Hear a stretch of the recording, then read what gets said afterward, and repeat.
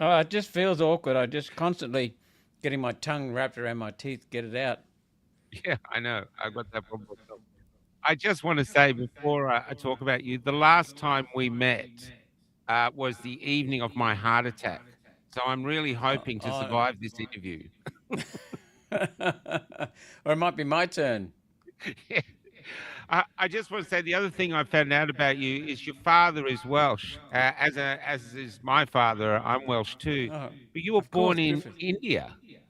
Born in India. Dad was born and raised in Bedlinog, near, well, everything's near Cardiff in Wales, I guess. Yeah, yeah. But do you remember India at all? No, I tend to look forward, not back. Yeah, that's cool. I'm not criticizing people who've got good memories, but I'm just not interested in things that have happened. Yeah, And cool. my sister, though, she's got a very good memory. I was 7 when we left, and she was 4. So she's got a better memory for that kind of thing than I have. Yeah, cool. All right. Well, most of India's coming here anyway, so the memories will come back to. I used to speak fluid Hindi, believe it or not. You're kidding. No, and then when I came to Australia, I gradually lost it all. But apparently, I was so good at Hindi that mum and dad would show me off proudly. Okay, I want to say first off, uh, you went from working on the coal face of the mines, I mean, in the mines, to Yes. literally revolutionizing it. And I know you don't want to go back, but are these the skills you brought to politics now? But Oh no, I don't mind going back, it's but I quite can't an guarantee. incredible it's quite an incredible journey. Yeah. It's quite an incredible journey. Yep. It's pretty basic stuff. When I graduated with an honours degree in mining engineering, I decided I better go and learn something. So I worked as a coalface miner because mining depends a lot on practical experience and people. And I'm happy to discuss that. Happy to discuss anything. But so that's why I did that for 3 years, and then those skills, you know, just don't leave you. Well, what's interesting is like we're led by leaders now who have no idea what it's like living uh, on a subsistence wage, renting, or all the other things, all other real life experiences that most Australians are facing. Yep. So this is sort of a way around that, really, isn't it? To actually have people in power like yourself who actually have worked at the coalface. Well, I think more important is that as a manager, a mine manager, I had supposedly authority over 330 people and then later on 550 people. But I never saw them as my underlings. I saw me as serving them. Because let's face it, Michael, if you're in a coal mine and you're at the coal face, you're the only ones producing the product. Everyone else is hanging off you and is supposed to support you. Now, that didn't mean that if the union bosses walked in and said, we demand this, I'd say, okay, you can have it. No, because some people can't provide their own self discipline. So it means very much that I'm in charge. I'm the final person to be accountable, the only one ultimately. So if there was an injury on any shift, if something happened that was not acceptable, it was my responsibility to prevent it. So, even if I'm on holidays, I'm responsible. But my basic job is to serve, and that's the key thing that's missing from Parliament. Yeah, that's what I was going to ask because there's so many people now. I'm meeting so many people now wanting to run for parliament, and I think they're being inspired by One Nation, to be honest, because you now are literally riding the wave of change. Yep. There's no one else doing it as well as One Nation, Pauline Hanson, and you guys. What is that like after so many years where it's just been? I mean, still mental, but it was mental with little hope. But now there is orange hope. What's that like being on the precipice of that? It's encouraging, very encouraging, because I've said for many years now, we are the last hope of this country because the Liberal Party and the Mm. Nationals and the Labor Party are just two sides of the same. Well, I'm trying to think of words. Just Two cheeks two. of the same ass. That's what It's I've been saying, but I've been encouraged to drop that one. but oh, but we're at the coal face now. I'm at the coal face. So pretend you're talking to a coal miner. You know, and I and interviewed a 64-year-old woman the other day, is living in a shed, costs her $300 a week. It's full of mice. She's living with her 3 dogs, and she said, "I got nothing to look forward to except my dogs. If my dogs die, I'm going to take myself out." That's the coal face of Australia at the moment. And this woman's Yep, produced and children, worked all her life. Here she is. You I know. know someone who's fairly well off. I know several people who have said that they're packing up and leaving. Yeah.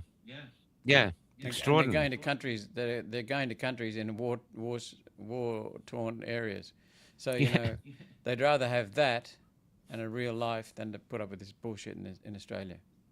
Now, what inspired you to run for politics? I know the reasons like mismanagement and all this, but it's such a journey to get in. Did you have a few goes at doing it, or were you lucky first up?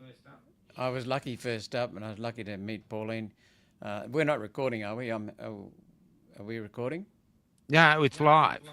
Oh, okay. Well, okay. I didn't know we were in the formal part of it. All right. Well, that's easy to answer. Is it a bad Um, echo? what's that? Oh, there's a little bit of an echo, but I think we can deal with it. Okay.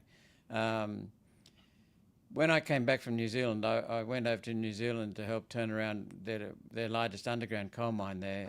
It was in a bit of a mess, and we left it in good shape. I came back to Australia and I heard all this rubbish about carbon dioxide from human activity, not from nature, which is the overwhelming producer of carbon dioxide, but from human activity, was going to destroy the planet. We're going to have a climate catastrophe, cataclysm. So I thought, this is bullshit. This is complete rubbish. But then 2007, someone called Viv Forbes asked me if I'd help him write about it, because he was a geologist. He's seen carbon dioxide in the geological record being many, many times higher in the past before humans are even on the planet. So I said, sure, but when I do something, I've got to make sure I get my facts, Michael. So I did the research, and then I thought, this is crazy. It's just absolutely absurd that the top scientists were not in favour of this, not supportive of it. They were contradicting it. So I then started researching who was driving it, and that came back to the United Nations, along with a bevy of other globalist organisations like WWF, World Economic Forum, etc. Who, by the way, the World Economic Forum, as you probably know, formed an alliance in 2018 with the United Nations. And then I thought, well, why are they doing this? What's the motive? And I realised it was all about money and control. The same old things that drive the human condition and drive a few humans awry. So then I started saying, I knew that this would destroy science integrity, it would destroy the environment, and it is. These things are coming true. It would destroy our economy, it is. It would destroy the fundamental connection between humanity and the spirit or the universe, whatever you want to call it, nature, driving complete ignorance, and it would destroy our freedoms. And all of those things are coming true. And I sat down after working for 12 months, 2 years, thought, why am I doing this? I was entirely voluntary. My wife was asking questions, but I sat down and I thought, why am I doing it? And those are the things. The sense of justice is extremely important. Integrity is extremely important to me, and protecting humans. I have a wonderfully pro-human approach to life. I love humans. We're not perfect, but I love humans. Yeah, me too. Exactly the same. And perhaps we could talk about a conversation I had with Professor Bob Carter about the real damage that this is doing, this climate fraud. Yeah, sure. Please do. Okay, remind me. So anyway, I was speaking out against this. Good afternoon, Rachel. I was speaking out against this bullshit, and thank you, Elise. And Pauline Hanson got wind of me, and she asked me to speak at a conference, at a forum. And I went over pretty well, and so she asked me to stand beside her on the Senate ticket for One Nation back in 2016, and Malcolm Turnbull called a double dissolution. So I said, okay, Pauline, I'll talk to my wife first, and then I'll get back to you. So I talked to my wife, and she said, go for it, because it might give you a bigger mouthpiece for speaking against this climate bullshit. And So I said to Pauline, okay, let's. My wife said yes. So, and she said, great, sign up. And I said, not so fast. I want to know more about you. So I arranged to come out to her place, thinking it'd be an hour conversation, because I wanted to know what the hell happened in 1998 when One Nation was targeted and derailed and smashed. Mm. And she understood that. And 11 and a half hours later, I said, I'm in, because I have a very good friend who told me that he knew Pauline, and he did, and that she was completely honest. And I've found everything in my experience with Pauline since then to be the same. But I wanted to find out why it went astray. And what I realised, Michael, in our 11 and a half hour conversation, was that there isn't a human alive, or dead for that matter, that could have pulled it all together, could have kept it together, because she was targeted. Why was she targeted? Because she was the only opposition to the Uni Party. It took me a while to work out that Liberals and Labor are essentially the same policies underneath, the same globalist agenda. But so then I jumped in, and thankfully Malcolm Turnbull called a double dissolution, which made it easier for me to be elected. So I scraped in, basically a fluke, and then I did must have done all right in the first 14 months before getting knocked out with dual citizenship.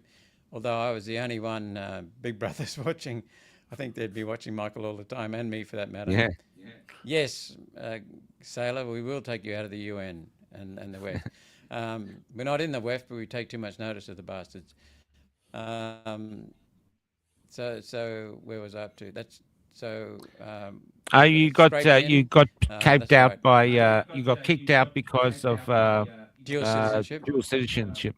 Dual citizenship. Yep. Even though I was the only one at the time not a dual citizen, there were 7 of us, I think, went to the High Court. But I didn't do it technically correctly at the time of nomination. So legally, I didn't do the election properly. So fair enough. But I must have done okay in the first 14 months, because the people re-elected me in 2019 when I stood again. And then I've been elected in 2019 and 2025. So there's the history. So I'm a fluke, but I made good use of it. I'm fluke, or maybe we've got something else behind us on our side, because I want to know, what is it like when in Canberra itself? Because from our view now, it's like watching the pigs, not yourself and Pauline, but it's like watching the pigs in Animal Farm when you're reaching the end of the book. I don't know if you read George Orwell's Animal Farm, but pigs are taking over the farm, they're in the trough, and the rest of the animals are starving. That's how it looks like to us. But what's it like actually being in there, in this beast? It can be a toxic environment. It's not about serving the country. It's about serving your political masters. Not for us, definitely not for us. And that's what I love about Pauline. She has a basic political philosophy that says, is it in the national interest? Yes, do it. If it's not in the national interest, don't do it. It's that simple. No fancy academic nonsense. But most of the politicians go in there because they care, but when they get in there, they have their eyes opened. And then some of them decide to keep their eyes shut and fall asleep. And very few in the major parties actually keep the spirit alive. But I'll tell you what it's like. In my first speech in the Senate in 2016, September 2016, I started with the words, "as a servant to the people of Queensland and Australia." Labor Party laughed. Greens sneered. The Liberals, they kind of rolled their eyes. That's the attitude. Whereas, as I was telling you before, when I was a mine manager and general manager, I had 330 people, 550 people who I was responsible for. But I didn't produce any coal out of the coal mine. I was responsible for making sure the miners could produce as much as they possibly could safely and cost effectively to keep the business open. So I was really a servant of the process. Now, that doesn't mean I lay down, because if someone's not acting sensibly, then I have to, and they can't provide adequate self-discipline, then I'm there to provide the discipline. But most people I found, whether it's in China, Korea, Japan, India, Australia, America, Canada, Mexico, want to work, and they want to contribute meaningfully in their work, because You spend 8 hours at work, some 12 hours at work, and you don't want to waste it. People love to work. They just love to work, providing they've got a good environment to work, and humans want to achieve. So what I have to do is make sure they're given an environment in which they can do that, not tell them what to do all the time. Because quite frankly, Michael, having worked at the coalface myself for 3 years, I knew that the people at the coalface in each mine know better than the mine manager what's needed at any particular time. So what you've got to do is get the bullshit out of the way, get the hurdles out of the way, the corporate rat bags out of the way, and let them get on with the job. If you're seeing Australia like that, if you saw Australia, and we are a big mine, the world's biggest mine, and we don't seem to be making any money from it, how would you see that as turning around Australia using those principles? The biggest problem we have, I could go on for hours on this one, but the biggest problem. Man, this is what we want to hear. We're desperate for stuff like this. So, as I know we've already got an hour, but as much as you can, because this is you're basically being down with us on the coalface, and now you're up there in the manager's office. But this is what we want to hear, because we're desperate for hope everywhere.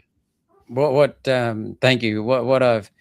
What I noticed was that as a mine manager, as a general manager, I would go down the mine a lot, especially compared with other mine managers, because I had some very, very good staff who reported to me, and very good staff who reported to them, and then the miners.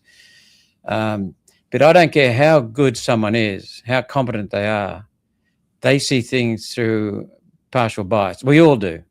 So I had to go down. And the other reason for going down underground, one of my corporate executives above me said, "Your job is in the office." And I said, "Like hell it is, because you cannot manage a coal mine without knowing what the men have got to put up with, or the underground workers have got to put up with, what they need." And you start seeing things in a far better light, and then it becomes obvious. There was a very, very effective management consultant called W. Edward Deming. I don't know if you've heard of him. He was so damn good. He turned around Japan basically by giving advice to the Japanese. He was so good that the Japanese instituted an award every year. I think they still do it. I don't know though. But every year, the Deming Award, the Deming Medal, they present that to the best company. That's how much they thought of him. He was 85 when he said, "The more I see, the more I realize all around the world, 85% of the problem in a company or in a business is the systems, not the people. You may have trouble with the people, but it's because they're not working in a good system." Okay? And then when he was 95, he said, "I think it's more like 95% of the problems come from the system, not the people." And that's something that is not thought of by many managers, many corporate executives. They want to blame the people. So what I've seen is that Australians, Japanese, Koreans all want to contribute. They're all always wanting their country to get ahead. They're proud of their country. They'd like it to be better. So what you've got to do is get the hell out of their way, create the circumstances as you do in a coal mine for people to work. Now, I was going to say something there, but well, that's what we're seeing here. I mean, our system now has turbines all over the country that most people are pretty sure now don't do anything for us, and we've got men who claim to be women accessing women-only spaces, and it's legally allowed, and the country's in an uproar against it. It's what I've come to realize, laminated with another culture, with a new. They were laminating us with a culture full of lies that we don't want to have put upon us. We just want to be us. You know, I worked as an activist debunking the climate bullshit for about 9 years. No income, all voluntary. I even turned down a job on the basis that if you pay me, I won't come. So they decided not to pay me. So I went, and that was the Galileo movement, because I didn't want to be accused of doing it for money. So what I came to realize was that here was I working for nothing, and I was fighting the government, Liberal, Labor, both of them, on a matter that was complete bullshit. There was a foreign inspired, and I was actually paying taxes to pay the government to come up with things that would take more money off me. So this is how crazy our country is. And what I came in touch with when I got into the Senate was many people who are doing the same thing, trying to fix problems in the country. And every major problem in our country, Michael, is due to government. It comes out of federal Parliament House. You know that. You stood up magnificently in COVID. Every major problem. COVID wasn't a problem. COVID was bullshit. It was a fraud. Yeah, it was. Yeah. It existed. I'm not saying it didn't exist, but it was never a serious threat. We had no flu that year. Money. That's right, Claudine. Money and control are the two big motives. So what I was going to say was Bob Carter, Professor Bob Carter, who was also volunteering, he said that one day he and I were crisscrossing the country at our own expense, debunking this climate fraud. And he just said to me in a break, this is the biggest scam ever. And I said, it's not even close, Bob. He said, what do you mean? And I said, the money scam. They can print money out of thin air. If you did it, we'd be locked up. If I did it, I'd be locked up. But they've got a license to do it. And he said, yeah, you're right. That is a far bigger scam. And I said, but it's not the biggest. And he went, what? What's bigger than the money scam? And I said, the anti-human scam. At the core of what they're doing, Michael, is the belief and the message that humans are greedy, irresponsible, uncaring, unkind. We just don't care. We just do not care. Nothing could be further from the truth, because I can see you standing or sitting at a table, and the fact that you're alive shows that someone cared about you. Because if you look at a horse, for example, the mother gives birth to the foal, it plops onto the ground, and after 20 minutes or so, it struggles to its feet, and after 30 minutes, it's trotting, trotting, and then it sidles up to its mother and starts suckling. And then after 3 months, it puts its head down and starts chewing grass. So it becomes one of the herd, and it moves with the herd. But it's still vulnerable, but it looks after itself. You and I popped out about this long from Mum, and completely helpless. We had to rely on other people. So that's why I know that someone's cared for you. Our parents mightn't have done the perfect job. They might have abandoned us to leave us to someone, but someone cared for you. Otherwise, you wouldn't be here. And humans are inherently caring, because the caring gene, if there's such a thing, got passed on. So the people who do take best care of their children, their offspring, get to spawn more kids who survive. So humans are wonderfully caring. If a kitten walked into your office right now with a injured leg, you'd take it off to the vet. Absolutely. I see cars start to, you see a bird that's got a broken wing on the side of the road, people are stopping to pick it up. You know? So humans care. We care about not only about ourselves, but our offspring. Sometimes we put other people in front of ourselves. We care about the environment. It's a natural thing to do, because we're nurtured in the environment. We care about our society. We care about our country. But what happens in politics is that they just don't give a shit about it. And so what happens is they'd rather follow the party dictate. They'd rather make sure they get re-elected and pre-selected. So they're bow to the party. When I first spoke in the Senate, and in the early days, I would call the Greens out as being anti-human, because I firmly believe they are. And their climate agenda shows that. But people from the Labor Party and the Liberal Party would walk up to me afterwards, pat me on the back, literally pat me on the back, walking down the corridor, saying, keep going, mate. This is destroying our country. But they wouldn't speak up. So So they don't mind you taking the punches, No, but what's happened, we're the first ones to talk about mass migration, immigration, first ones to talk about the housing crisis. I've been doing it for the last 5 years. Pauline's been talking about immigration standards for the last 30 years. We're the only party to reject net zero. The only one. The Nationals and the coalition under Morrison promised before the 2019 election to not bring in net zero. 18 months later, Morrison brought in net zero. The Nationals agreed, just nodded their head like donkeys. And then when they realised that we were making the headlines amongst the electorates, yes, Robert, you're right. The family group is being destroyed. Oh, we see it. I mean, look at it started with toxic masculinity. There's no such thing, but and you couldn't say that against any other group. If you called toxic Muslims or toxic Jews or toxic women, there'd be an outcry. But knock yourself out calling it against men. And we have an enormous suicide rate amongst men in society. And a lot of it is they die from shame. That's well known that's, their families are broken. Yeah. And hopelessness. Yeah, hopelessness. Yeah. Bashing their head up against a brick wall. The family law court, a friend of mine describes the family law system as the slaughterhouse of the nation. And he's right. Yeah. It's set up to divide. It's set up to make money for lawyers. It's set up to smash the family. Because there are two basic structures for human society, a successful civilized human society. One is the family and the other is the nation state.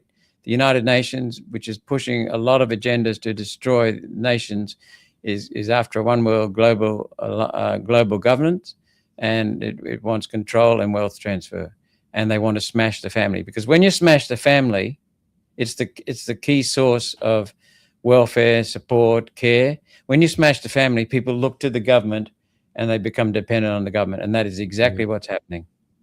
Yeah, it's insane. It's hard because you're seeing it happen, but I'm sort of down here, still traveling the country, interviewing people as we go. But you're there at the coalface, the new coalface up there, and I see you like in the Senate Estimates Committee, and the politicians are so condescending to you, often not even wanting to answer questions. But even the ones on the same panels are so condescending to you, trying to shut you up. And I always think, hey, that's us you're shutting up. Exactly. Exactly. You're telling all of Australia, shut up, take your facts and go somewhere else. We got something better than facts. We got feelings, So. But you've also got reason and you've got truth. Yeah, that's how it looks like. There's and that's the frustration of it. Watching, and I was watching it from our point of view. But how do you sustain it? How do you not get crestfallen? I know there's a rise now, but what keeps you motivated and firing and plugging away at these? Well, I don't know who they are. I don't think they're idiots, but they definitely don't seem to be serving us. It's very rare for me to come across an Australian who really believes that the Prime Minister is serving us. Well, he's not. He's serving an agenda. Yeah. So, but with the public servants and the ministers, when I'm asking questions in Senate Estimates, they might treat me with disdain. Some of them treat me with fear. Some of them treat me by trying to dismiss me. The fear, the dismissal, the disdain, the arrogance, they're all symptoms of control and fear. Yeah. And always beneath control, there is fear. And so they're trying to dodge the questions because they know they're not working properly. There's no evidence being provided anywhere in the world. No. Not by the CSIRO, not by the UN, not by Bureau of Meteorology for the climate fraud. And so many of the other things are just, there are two genders. That's it. Two sexes, male and female. That's it. Full stop. End of story. It doesn't matter if you cut your bits off or transplant bits on. Your chromosomes are either XX or XY. That's it. You cannot change that. That's it. Ron's just made a comment. No debate, one source of truth. The arrogance of these people, but arrogance again is fear. So I don't engage, because if I engage and get angry or pissed off, only once have I felt really angry, because I meditate an hour and a quarter every morning. So that keeps me calm. Did you pick that up from India? Actually, I picked it up in Australia, but I've been doing it since 2001. But it's an ancient practice that was developed by Buddha. It's not Buddhist. It's non-sectarian, but it's just wonderful. Vipassana meditation. How does it help you? Do you just get somewhere quiet and just sit there quietly, or but how does it how does it affect your daily life? It's Well, something I don't do, but it's interesting. I try to get somewhere quiet, but I've done it in international airport terminals. I just squat down at the departure lounge. But what we tend to do is we tend to transfer things. So if you say something nasty to me, that it's not nasty coming out of you. It's only nasty when I interpret it a certain way. So you can call me anything, and that is a reflection on you, not on me, entirely on you. But most people take it very personally, and sometimes I do too.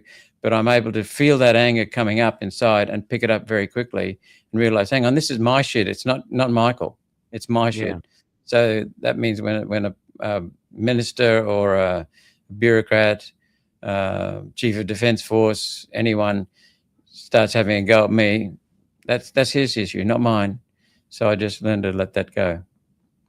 Well, that's incredible, because I've seen that is one of the things I get really angry at watching the Senate Estimates Committee, and it's with like-minded politicians that are asking questions, and I think that nothing lets Australians feel powerless or than that. Obviously, these politicians don't feel we deserve any answers, and well, they're scared, Michael. They're scared. They're terrified of the truth coming out, because a lot of them don't believe the bullshit they're speaking. They just don't believe it. Many bureaucrats don't believe the climate and the climate fraud. They think it's nonsense, but they still go along with it. And so they still push it. Yes, they do, but they're not very. Most politicians try to get in power. Do you think most of them are motivated to get in power to really serve Australians, or they just think it's a gravy train if you can get in? I mean, what's the feel? Because I feel Australians now are just gravitating to anyone who looks like they're fair dinkum. And that's the real word for it. That's why Pauline's doing so well. You're doing so well. That's what they gravitate towards. But do they come in determined to sort of serve Australia and wrought great change, and then do they get corrupted? Or how's it work that we have so many politicians like we have in power? Is the best way to, nicest way to put it. As I said a little while ago, most politicians even from the Liberal and Labor parties come in they care about the country and they want to do good. They're quite often stymied or blinkered by ideology, but they try to do good. They're very quickly told, you will vote this way, you will vote that way on certain issues. And if they cross the floor too often, it's end of their career. It's what's the word? They just don't get pre-selected. So they learn to keep party discipline. Notice how it's turned into a positive. It's not cowardice, it's party discipline. Yeah. So that's right. And what happens with systems, if you change a system, you can change what people do, their behavior. If you change their behavior, you change their attitudes. It's a bit like random breath testing. Remember, back in you and I are old enough to understand. You've got enough grey in your beard that that back in the 60s, 70s, the culture in Australia was to go out and get smashed on a Friday night, go out and get smashed on a Saturday night, and the boys went out together. And the bigger a fool you made of yourself, the more of a man you were, the more piss you could hold, so to speak. Yeah, and exactly. If you drank and then drove, didn't matter. But then people got tired of the dead people turning up on roads, the road fatalities, and so the governments then first started advertising with logic, and they said 65% of fatalities involve alcohol. Well, that had no impact. Logic doesn't seem to work on many people. And then the next thing, they started doing emotional campaigns, dead babies lying in the middle of the road, mothers crying, dads locked up behind bars. That raised awareness, but it didn't change behaviours. And so what happened was Victoria became the first state in the world to introduce random breath testing. And that changed behaviours. That really did. As Hugh Mackay said, men started taking their wives out on Friday and Saturday nights. Because they needed a driver. But now, and he said, Hugh Mackay is a pretty astute observer of society, and he said that it's probably one of the most far-reaching changes we've ever made, because it changed the whole of society. And so the attitude was drive under the behavior was you drive under the influence of alcohol, and the attitude was it's okay. Nowadays, then when we changed with random breath testing, the behavior changed to you don't drink and drive, but the attitude slowly changed to say you don't drink and drive. See what I'm getting at? It's a behavior change. So the system, as we mentioned a little while ago, the system is what drives behavior. So to change behavior, you got to change the system. And Michael, I've been highly critical of the World Economic Forum, the United Nations. Yeah, I know. In my first speech, I was told I'm in your cheer squad with popcorn, mate. Going, you go get him, Malcolm. In my first speech, just before my first speech, a person who I highly respect, won't tell you his name because it was the only mistake he made, but he called me up, and this person never gave advice, but he gave me a piece of advice. He said, "Don't talk about Agenda 21 in your first speech," because they'd call me tinfoil hat wearer and all the rest of it. And in my first speech, I said, "We've got to stop Agenda 21, and we've got to pull out of the United Nations." Well, One Nation's policy now is stop Agenda 21 and pull out of the United Nations, the World Economic Forum, the World Health Organization. So it's a matter of just being true to yourself. Like my first press conference, James Ashby, he said, "You've just been elected senator, so we're going to a press conference."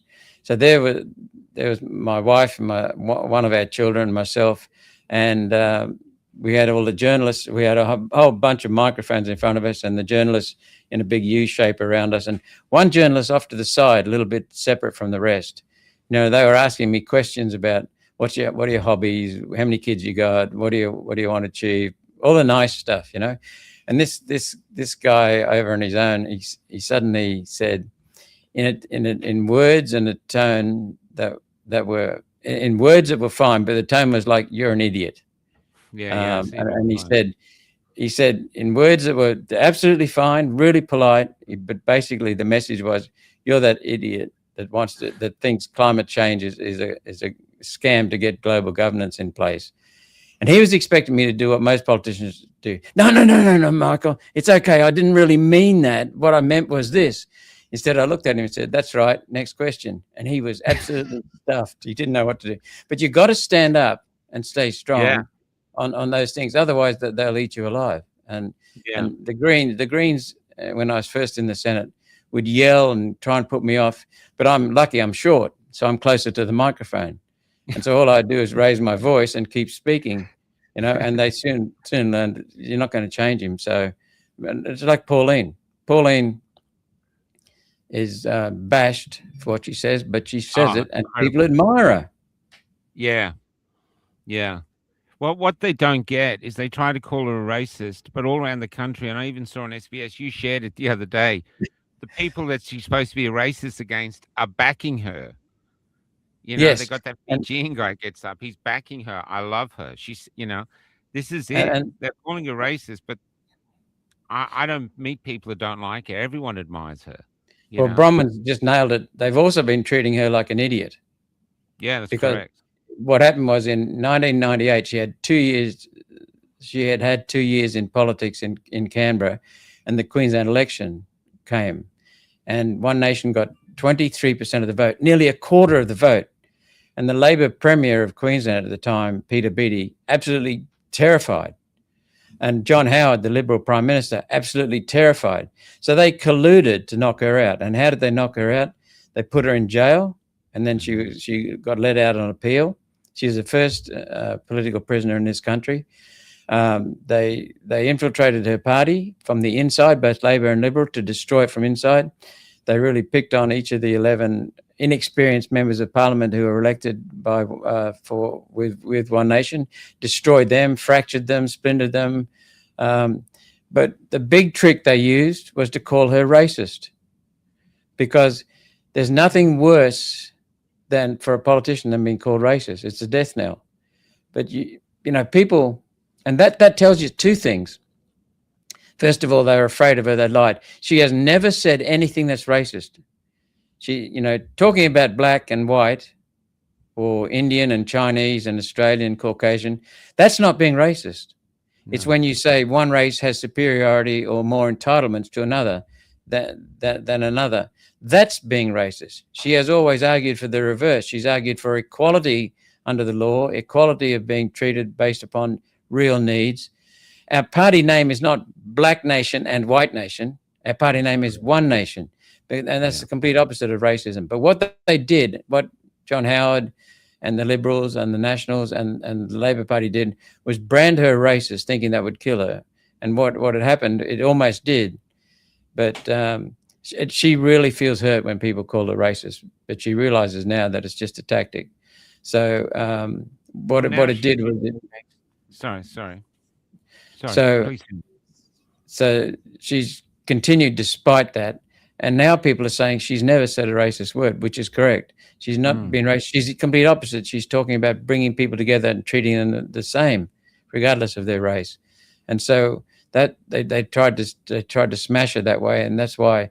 But what happened initially was people would vote for One Nation, but they wouldn't tell anyone because they were ashamed of being dragged into the racist label.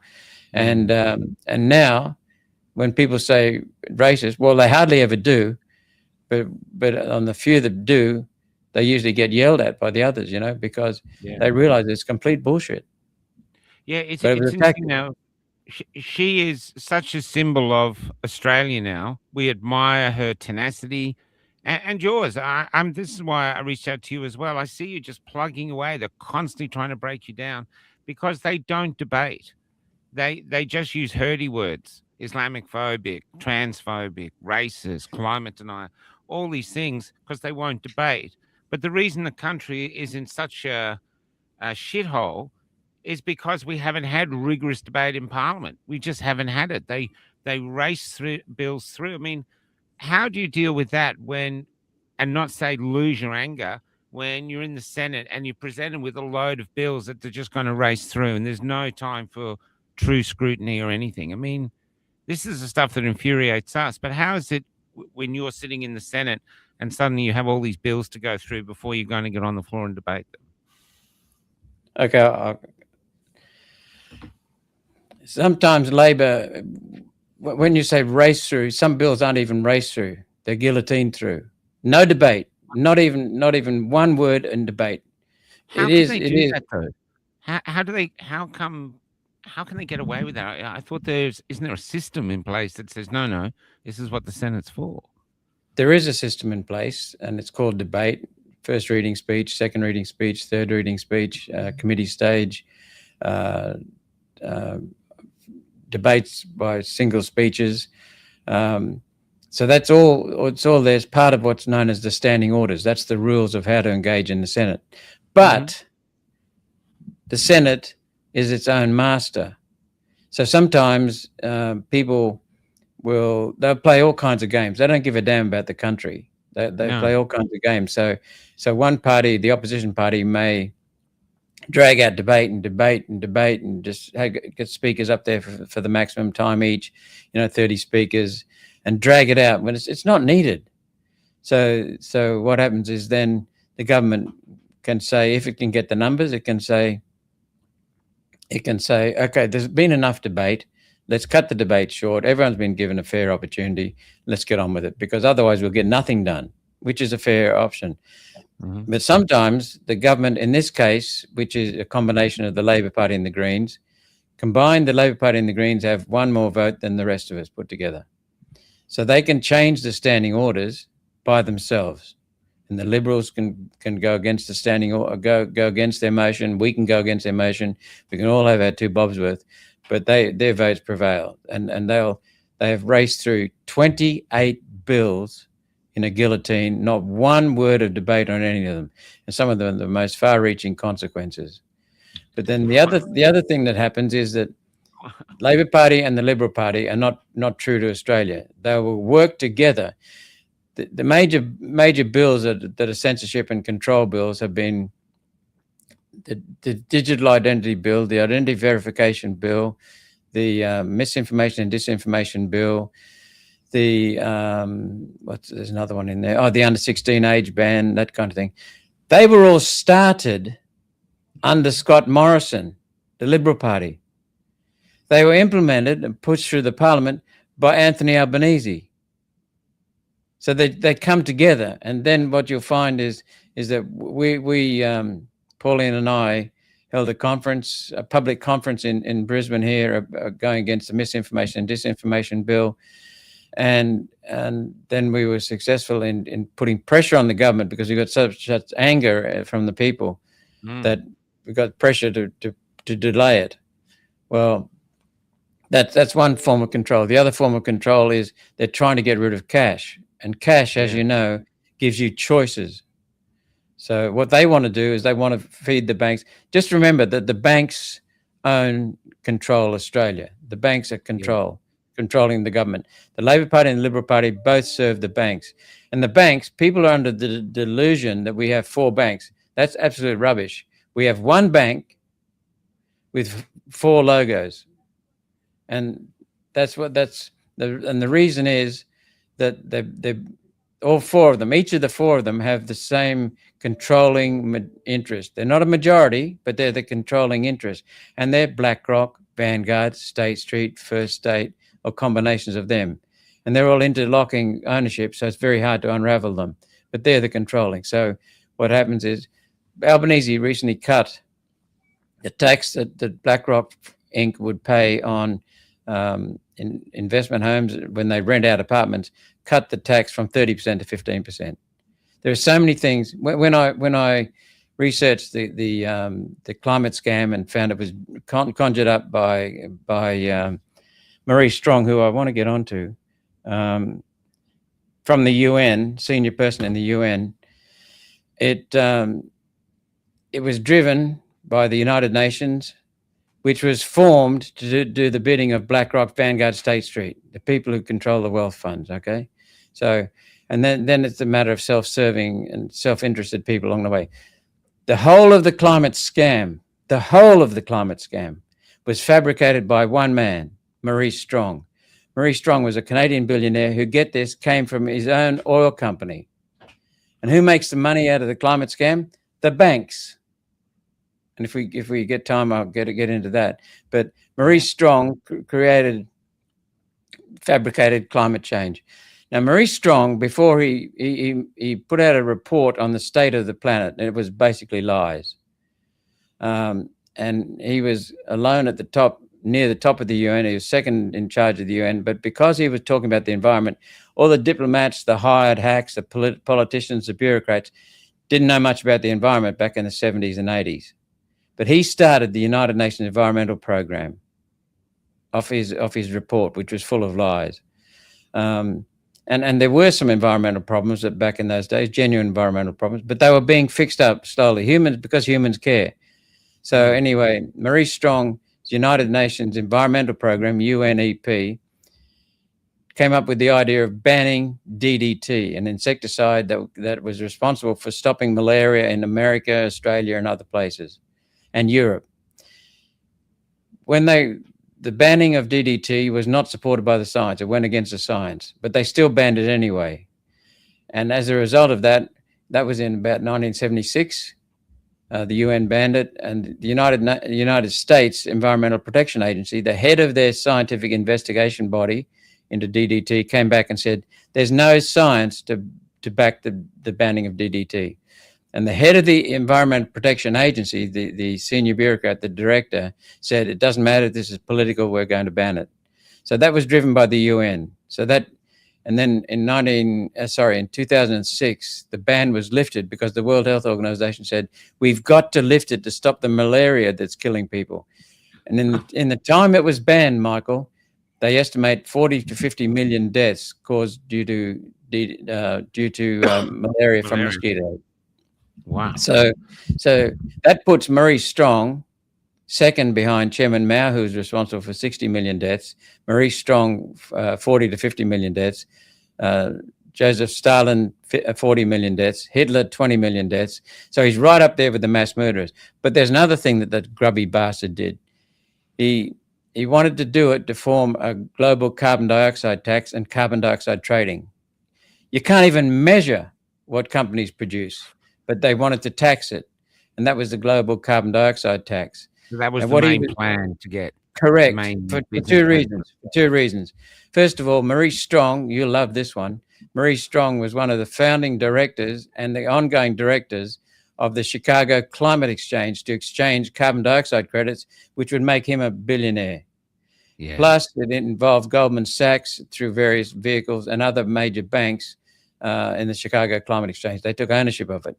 So it was about making banks a lot of money, and it was about making people billionaires. Al Gore was tied up and connected with that as well, and he put out So that that's what I was movie. going to say. That whole film was a fraud. Complete fraud. Complete Wow. fraud. If you watch that film and say the Yeah, I opposite of watched what it. he tells you is true, but if you say the opposite of what he says is true, then you're pretty close to it. So, but the other thing was the United Nations was wanting a source of revenue because it became dependent upon the United States largely and some European countries for their funding. And then Donald Trump has said we're cutting funding, so that they envisaged this. They wanted their own funding. So that was part of the carbon dioxide tax revenue as well. It would go to the United Nations to give it a budget. Now the United Nations, I'm very, very pleased to say, is begging for more money from countries because it's running out of money. So the Yeah, I've bastards, seen it. yeah, which is wonderful. So what I'm saying, it's a money-making scam. It's also a control scam. That notorious globalist Kissinger, Henry Kissinger, Yeah. he's a bastard of a man. He said, if you control money, and they do, if you control food, and they're trying to, and you control energy, you control the whole country.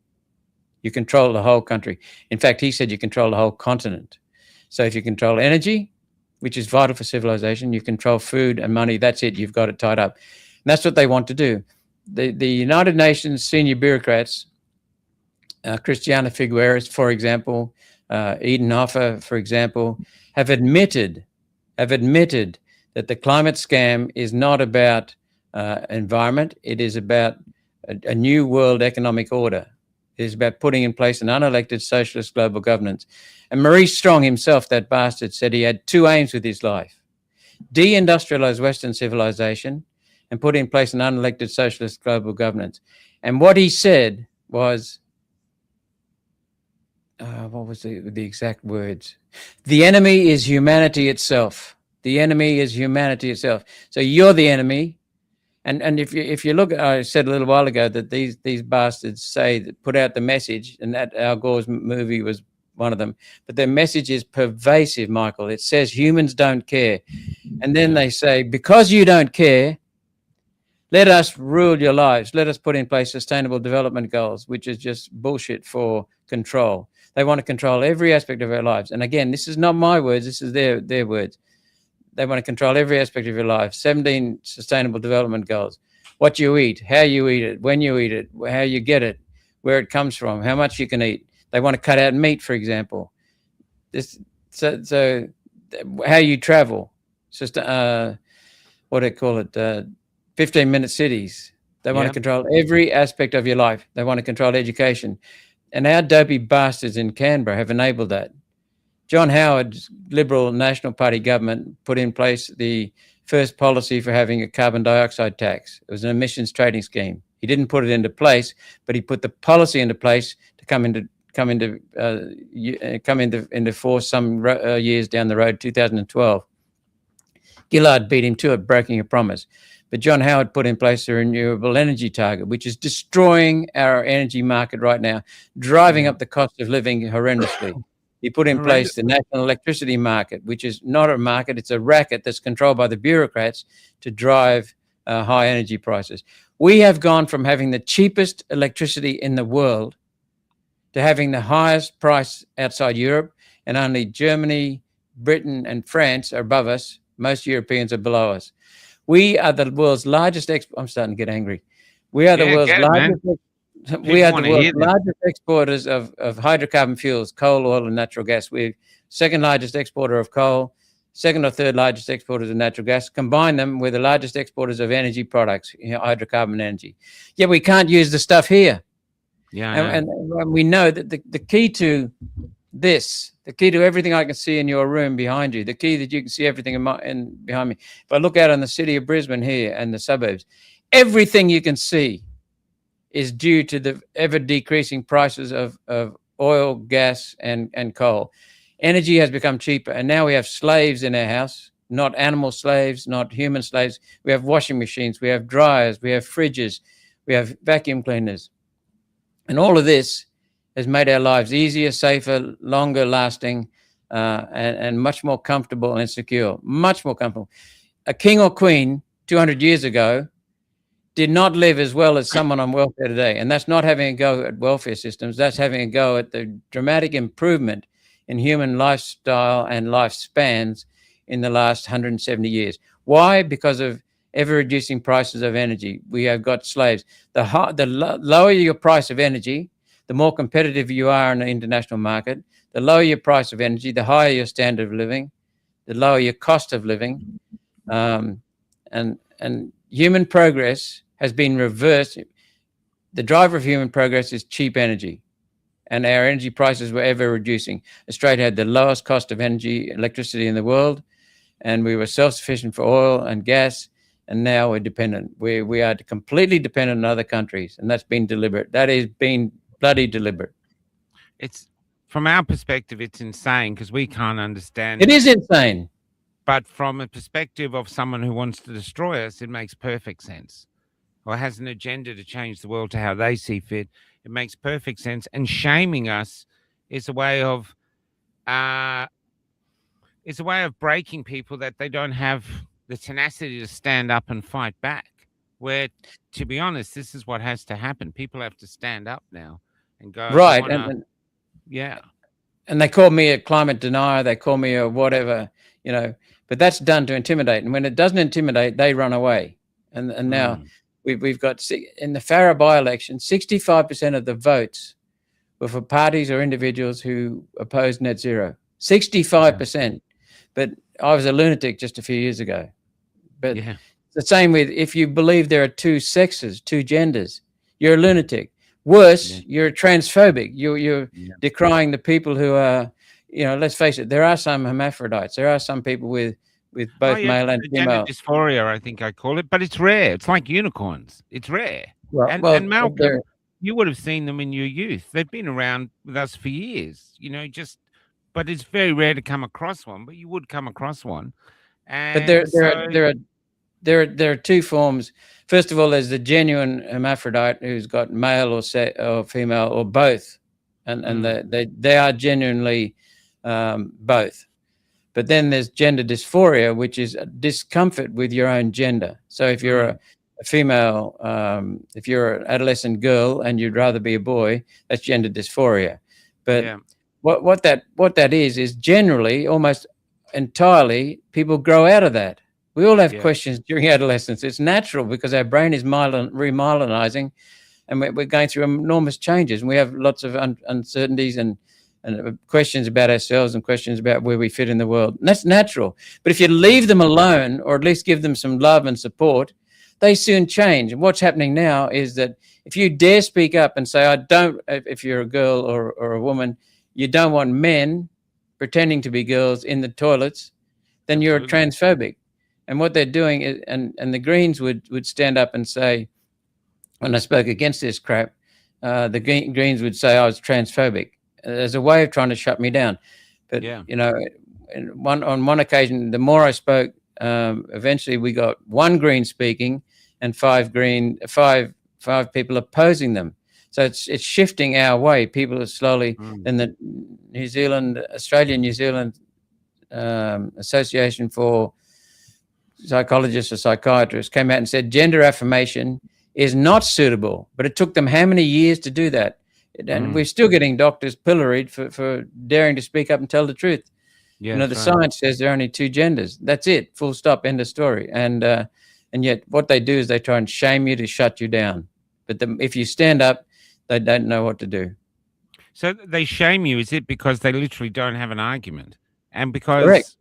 I down here on the streets, we have daughters, we have wives, we have mothers, and we also know that there is a portion of men who are predatory, sexually predatory, and you don't give them a green light to go into women's only spaces. You just don't do it. And I even find the whole question of what is a woman an insult to all the women have who have made us. Everyone walking around on the planet came out of a woman. I'm sorry, they did. This is sacred stuff, and that question was answered before we even left the caves. I find what's happening now, and I think I'm seeing Australians realize it. It's just disempowered women. It's basically said this guy who wants to believes he's a woman has just got more rights now in the hierarchy of rights. His rights are above every woman in Australia's rights. What we don't understand down here is why women are the ones defending and championing him. He goes into court surrounded by women who are seemingly defending women's rights, but he's a bloke. I'm sorry, he is, and Yep. that Yep. seems to be madness for us. Well, Cindy's just said it here. Another breakdown of the family, destroying children. Correct. When you talk about the anti-human movement, which is even more destructive than the money scam, the desire to control money. The anti-human movement is telling every child right now that the world is going to end in 5 years. Why? Because of you. Because of you. It makes kids feel guilty. It drives crime rates because people say, young kids say, what the hell? I've got nothing meaningful in life. I've got no purpose in life. I'm being treated like an idiot at school. And I might as well go and pinch a car and go for a joyride. And, why not? The adolescent male, Michael, is the peak of civilization in many, many ways. Of course, it requires everyone is a part of the peak of civilization. But the adolescent male, there's not a more altruistic, caring, energetic being on the planet. You give them a purpose and get out of the way. But if you don't give them a purpose, they will create mischief. Can I give you a beautiful story about that? We were in Queensland, and I just come out of hospital. I hadn't been out of hospital long, and there was like a long piece of rolling metal on the road. I couldn't understand what it was until I got close and realized it was an enormous python. So there was all these cars coming. So I'm not scared of snakes. So I got out. I was going to grab it around the neck, but he was so big. I thought, nah. I grabbed him by the tail and I threw him off the road. Then Cal, because we were living in the bus, and Cal came round in the bus to pick me up, and the snake went under the bus and decided to camp on the fuel tank where I couldn't get to it. And I was like, what am I going to do? A young tradie, a young, beautiful Australian tradie was stopped in a ute to go into a house. And I said, mate, you any good with snakes? He spent 40 minutes under that bus with me, with sticks, trying to prod this python out of the snake because we didn't want to drive off. We didn't want to kill it. And 40 minutes. Anyway, we finally got it out, mostly up to him. We finally got it out and threw it away. And I said, mate, can we do an interview with you? How can we? He goes, no. I said, can we both? He goes, no. He didn't want any help at all. He just liked the fact that he helped some other Australians. And he turned, when it started, he was all clean. By the end, because he'd been under my bus, he was covered in soot and muck. He didn't care. He just walked back to his job and went on with his day. And I thought, that's the Australian male. And then another time when I was in Melbourne. Well, excuse me, Michael. That is the human, male or female. He was caring about you. He was caring about the python. He was caring about other road users. He had that 4-letter word starting with C, C-A-R-E, care. And that's what you demonstrated. I mean, you could have just said, bugger it, it's just a snake. Cars will run over it and kill it. But you thought, hang on, it could be an accident, etc. And so before we get your story, I just wanted to finish off the bit about care. These bastards that are trying to control the world, the Maurice Strongs, they saying, you guys don't care. Humans don't care. Therefore, let us take over and tell you what to do because we do care. No one stands there and says, hang on a minute, Maurice Strong, you're human, which means you don't care. So the logic is completely arse up. They're saying humans don't care, but then they're wanting the power to care. And what they're doing is, if I point a gun at you and I'm standing beside you and I point a gun at your face, everyone knows I'm controlling you. But if I cause you to feel guilt and fear and shame, Yeah. and that's what I do, that's what the globalists do, then they can control you. And if they indoctrinate you from when you're just this high in school, which is what they are doing.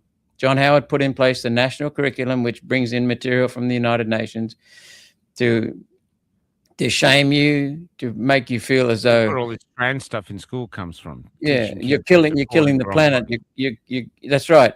So what's happening then is that kids these days are growing up with shame, guilt, and fear, and enormous guilt. And so what we've got to do is free them up and say, you are part of the most wonderful species on our planet.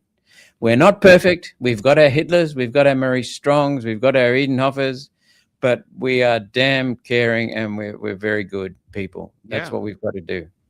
Yeah. Sorry, but you're going to tell us a story. I just look back to how we used to be proud to be Australians. I have a podcaster on Tuesday nights, Wade, and he said something beautiful once. He said he just wants a country where his kids are proud to be Australians. That's all his goal. That's what he wants. And at the moment they're not, and they're very confused, and they don't know who the enemy is, and they feel like it's them. That just by being born, they're endangering the planet. I know my son gave me a huge list of why he shouldn't be a father because of climate change and all this huge, perfectly sculptured list. And then I said back to him, I said, well, I've got one reason why I think you should try be a father. And he said, what's that? And I said, I think you'd be a gorgeous father. Oh. And he cried. He cried. Yep. That was it. We're not perfect. You're born in the plague. You're born in a war. You're born in a refugee camp. You get here, then you got to make the most. Look at you. You're born in India, and then you have to come to another country. You're speaking Hindi. Now you can't remember how to speak Hindi. And now here you are at the forefront of great change in Australia. I mean, I feel like we're in an undeclared civil war, fighting for the culture of our time. And I see it here. Like this was taken at the Shrine in the big march they had there. Is it coming up? So here's us, the Australians here with our flags. We're just ordinary Australians who thought we had the right to protest. And here's these thugs in, this is another one we took. I took this one over my shoulder. They had armored cars in the streets shooting us. They were shooting people in the streets. And the MSM was there. They saw it. They didn't cover it. Instead, they went home and called us Nazis. But one of these guys pepper sprayed me, and I'm not playing the victim here, but I got pepper sprayed. I was there when Matt Lawson got shot and all that. And I was walking down Elizabeth Street in Melbourne blind, and some people pulled me to the side, and a lot of them are very young Australians. They'd never seen this in their lives. They'd never experienced armored cars or stormtroopers as cops. And they sat me on the side of the road, and they poured milk on my face, and they took care of me. Police could have been coming. They could have been arrested. They didn't care. They took care of me, an old man, a complete stranger. And it just moved me. I thought, this is the Australian spirit. I had to go through the bullshit of these cops who think they're doing the right thing to reach the true source of the Australian spirit, which was these young people who were caring for another Australian that they didn't even know. One of the guys looked at me because I was covered in pepper spray. He goes, you can't wear that. He gave me his top. He had two tops on. He goes, here. And it was cold. He gave me his top. I'll never forget it. I get teared up thinking of it now because I think the hope is in the children, and that's what they're trying to quash. Right, you nailed it. And as I said a minute ago, if I hold a gun to someone's head, you can all see I'm controlling that person. But if I indoctrinate them from when they're very young, they don't even know that I'm controlling them. I'm controlling them with the climate narrative, with the energy narrative, with the food narrative, with the don't eat meat narrative, all of the bullshit. There's the 17 sustainable goals, which are tied up with the climate and part of the UN Agenda 21, 17 goals that'll govern everything in your life. The other thing I just mentioned is that seeing you being attacked in the streets of Melbourne, was it? Seeing you being attacked in the streets of Melbourne. The core reason why we're in this mess in our country is not because of the United Nations. World Economic Forum. It's not because of the Canberra politicians. It's because of the people. We are a democracy, supposedly, or a democracy. A democracy can only be effective while its people are active. For democracy to be effective, people have to be actively engaged. And I don't just mean turn up and vote. I mean, do your research, be informed, and then vote in an informed way. But I don't just mean vote in an informed way. I mean, between elections every 3 years or 4 years in every state, you hold your politicians accountable. Say, why did you vote for this bill? Why did you not vote for this bill? What are you going to do about this? What are you going to do about that? I want you to vote this way because you're my representative. You pay me. I'm supposed to serve you.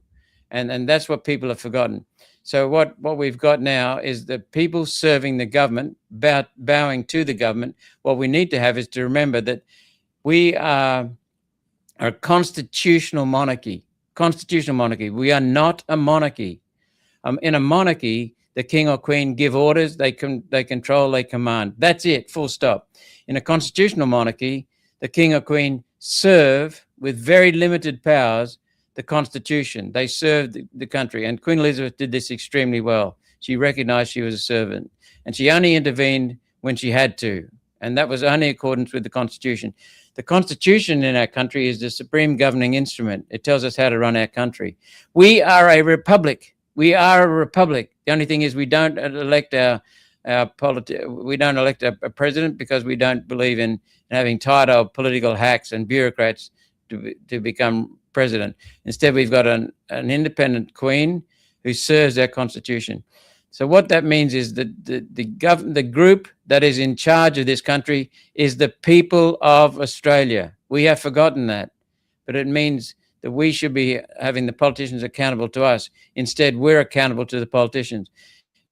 And Michael, you know this better than anyone. If you have to get permission to do something, you are not free. You are not free. Our government has taken over our lives, and it's up to the people who are in charge. And it's the people who should be running this country, and the people need to take charge. The solution is not get rid of the United Nations. We do need to get rid of the United Nations, no doubt about it. But they can't do anything without our politicians in Canberra, and the politicians in Canberra cannot do anything without your permission and other people's approval. And that approval can sometimes be in the form of silence. So the more people that speak up and stand up, the better we're going to be. Yeah, I've realized through these last 5 years of talking, interviewing people, that the oxygen of tyranny is compliance. Tyranny cannot survive without mass compliance. And this ignorance. is what we have to change. And that's why every time I see the Australians arcing up, I love it. It's participate. You're blessed to be an Australian. It is such a wonderful country. I know because I live on the road now.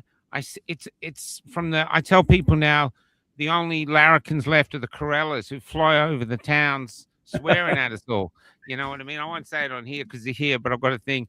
But that's what they sound like. And I miss that. I miss the Paul Hogans. I miss the fact. Another perfect example. Do you remember there was an online, was a sitcom called Mind Your Language, where they had an English teacher at the front. They had all different nationalities in front of him. And it used to be a comedy. And we're not allowed to watch it now because of racial stereotypes, and it's seen as racist. Yet I was doing a play for some Iraqi refugees, really great people, and they had a problem with the play, and I was helping them fix it. And they said to me, "Oh, you want to watch our favorite show?" It was that show. So the show that we as Australians aren't allowed to watch because we'll be seen as racist against these people is that people's favorite show. They love it. And that's what Australians used to have. We used to have, it wasn't a fear of being offended. If you got offended, stand up for yourself, call it back or laugh it off. This was it. But now it's not so much about an intent of why you do something, but it's really about, is someone offended? You know, and the offense is a way of shutting free speech. And what is your thoughts of the importance of free speech to an economy, not just to a culture, but to an economy? Oh, there are so many things in response. First of all, offense. You cannot give offense. You can only take offense. Doesn't matter what you say about me. It's got nothing to do with you. It's got everything to do with how I take it. You can say whatever you want. and it's only if I take offence that I feel offended. That offence comes from within me. That's the first thing. 18C has been passed by one of the past governments. No, in Australia, 18C, human rights discrimination, 18C. It says, well, basically that you can offend people. You can't offend people. Okay, so that's the first thing. The second thing is that our country has got more resources per person than any other country in the world. We are blessed with a climate that is bountiful. We can grow anything here almost any time of the year in some part of our country. We've got energy resources. We're the largest exporters of energy products in the world, but we can't use the stuff here to generate cheap electricity. And the reason why we've lost our cheapest electricity status is because of John Howard and the Labor Party as well, pushing solar and wind and mandating it. So we've got resources, we've got climate, we've got water. Not a hell of a lot of it, but if we manage it properly, we've got more than enough. We've got untapped water going to sea up in North Queensland that we could be rediverting and making much more. River Dam. Yes, we've got Argyle Dam sitting on its own, just about hardly being used. What else have we got? We've got soils. We've got Darling Down, Artesian Basin. Darling, we've got so many pockets of large pockets of rich soil that we're underutilizing. We're blessed with resources. We've got the world's biggest market to our north, Asia, and we're closest than any other Western country.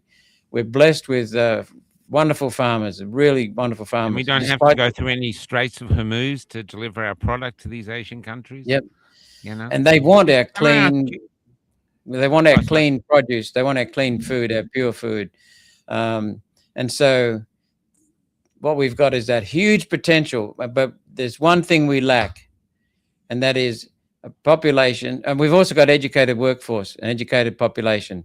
But there's one thing we lack: people standing up and saying to the politicians, "Where's your vision?" Because you name someone who's got vision in this country, it's so rare. Pauline Hanson's got a vision. Vision backwards. I'll show you what I mean. You look at a picture of the 1970s, right, or 60s. I mean, you have 60s, but specifically say the early 1970s. I've say of Melbourne, Sydney, or any country town. In the picture, we built everything: the clothes that the people are wearing, the shoes that they're wearing, the hats that they're wearing, the cars that they're driving, the buildings, the bricks for the buildings, the metal or the wood that goes for the windows and the doors, the washing machines inside we built, the toasters we built, everything. We were thoroughly independent. How have we benefited as a nation to where we are now that the only thing we're really good at making now is cappuccinos? Oh, and videos. And videos. Yeah, but no one can repair the video. Yeah, and it's like a thing to how we benefit. It's obviously this is globalization, but here we are now at the brunt end of it, and our children can't afford houses. They've got $1 trillion worth of debt, and basically the cost of living is so. We're staying at the Donnybrook at the moment. They get the old race courses and they make them transit camps. You can get a cheap place to stay before you're moving on. It's full of people who are homeless. You know, hardworking Australians who want to work who can't get jobs. I mean, I don't see how we as a culture are benefiting. I mean, there's some rich people that are, but the majority of people don't seem to be benefiting from the policies of the past. And we need something new, which is why I think everyone's gravitating to one nation, because we can't see how the others could do anything more than just take us down with the ship. Well, the sad thing is what you're saying is true. It's absolutely true. It's correct. The even sadder thing and the more criminal thing is that decline in Australia has been planned decline. Yeah. It's been managed decline. It is deliberate. It is deliberate. And what we've seen is over the years, we've been told by the globalists, interdependence is wonderful. Interdependence is wonderful. Michael depends on Malcolm. Malcolm depends on Michael. Isn't that great? Kumbaya. The reality is that when you are interdependent, it means you are dependent. We were completely independent back in the 1920s, 1930s, 1940s, 1950s. Everything we needed was made here. We exported a hell of a lot. We developed Sydney's underground train network, I think, in the 1920s. The water system was started in the 1920s. Massive infrastructure. We only had 5 million people in Australia, not Sydney, Australia. And we did that without today's mighty machines. And look at us. We can't even drill a tunnel now with an imported drilling machine in Snowy. It's just ridiculous. But some of us have got some vision. And we for example, you might not have heard of the east-west crossing, the northern crossing. It's a railway line to go from Moranbah, which is in the east, in Central Queensland's coalfields, which are the best coals for making coking coals or steel in the world. Wow. A railway line that goes from there to the west coast around the iron ore fields in the Pilbara, so that we can take coal that way and bring iron ore back the other way, dramatically reduce the costs, open up the whole of inland Australia, the whole of northern Australia, the Northern Territory, Western Australia, Queensland, have magnificent steel blast furnaces in both Moranbah and in the west, and we become the cheapest producers of the best quality steel in the world. Would drive our manufacturing and drive our shipbuilding.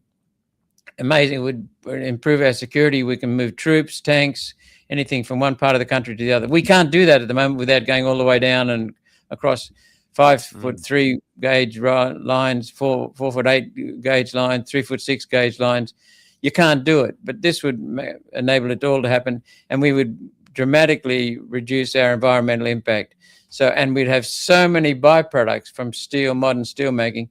We have got major steel mills in other countries, in the major steel producers now interested in this, and then there's no need for government investment apart from a commitment of possibly a couple of $100 million, which is tiny, just to show these other investors and Australian investors that the government is serious. That's what you call vision. Yeah. And we have that's no what we vision need. for our children. No vision. We haven't had vision. No, I can't remember a politician in power who's offered us any vision. Oh, I can't remember when. Yep. There's and to be honest, I'm part of the group that didn't engage in politics. And what I think happened is we've had all these decades of easy living, and we grew apathetic. It's like a ship left in a port that gets covered in barnacles. But now we're having some hard times. Those barnacles have been washed off.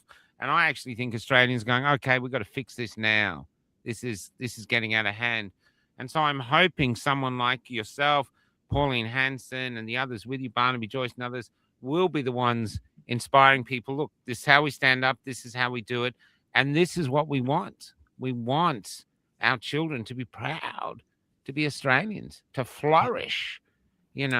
I had a police officer pull me over because we were at some remote area near a weir, and he goes, "Oh, you can't park here, mate. It's against the law." He said this, and I said, "But there's no one here, mate. It's just Australia. There's no one here. People have been camping here for hundreds of years." And he goes, "Oh no," and I started talking to him. I said, because he was new to Australia, I said, "What are you going to teach your kids?" It's not that I don't want to obey laws, but there was no practical sense where no one could stay there. Even at places people could stay, they're obviously locked off. And he said, "Oh, if you injure yourself here, you could sue the government." I'm thinking, well, you can't pussyfoot through life till you arrive at death safely. We're going to hurt ourselves. But I said to him, "What do you want to do?" Did he offer to change your nappy? Did he offer to change your nappy? That's what I mean. But I said to him, with your children, what are you going to teach your children? You're going to teach your children, look at this vast sky.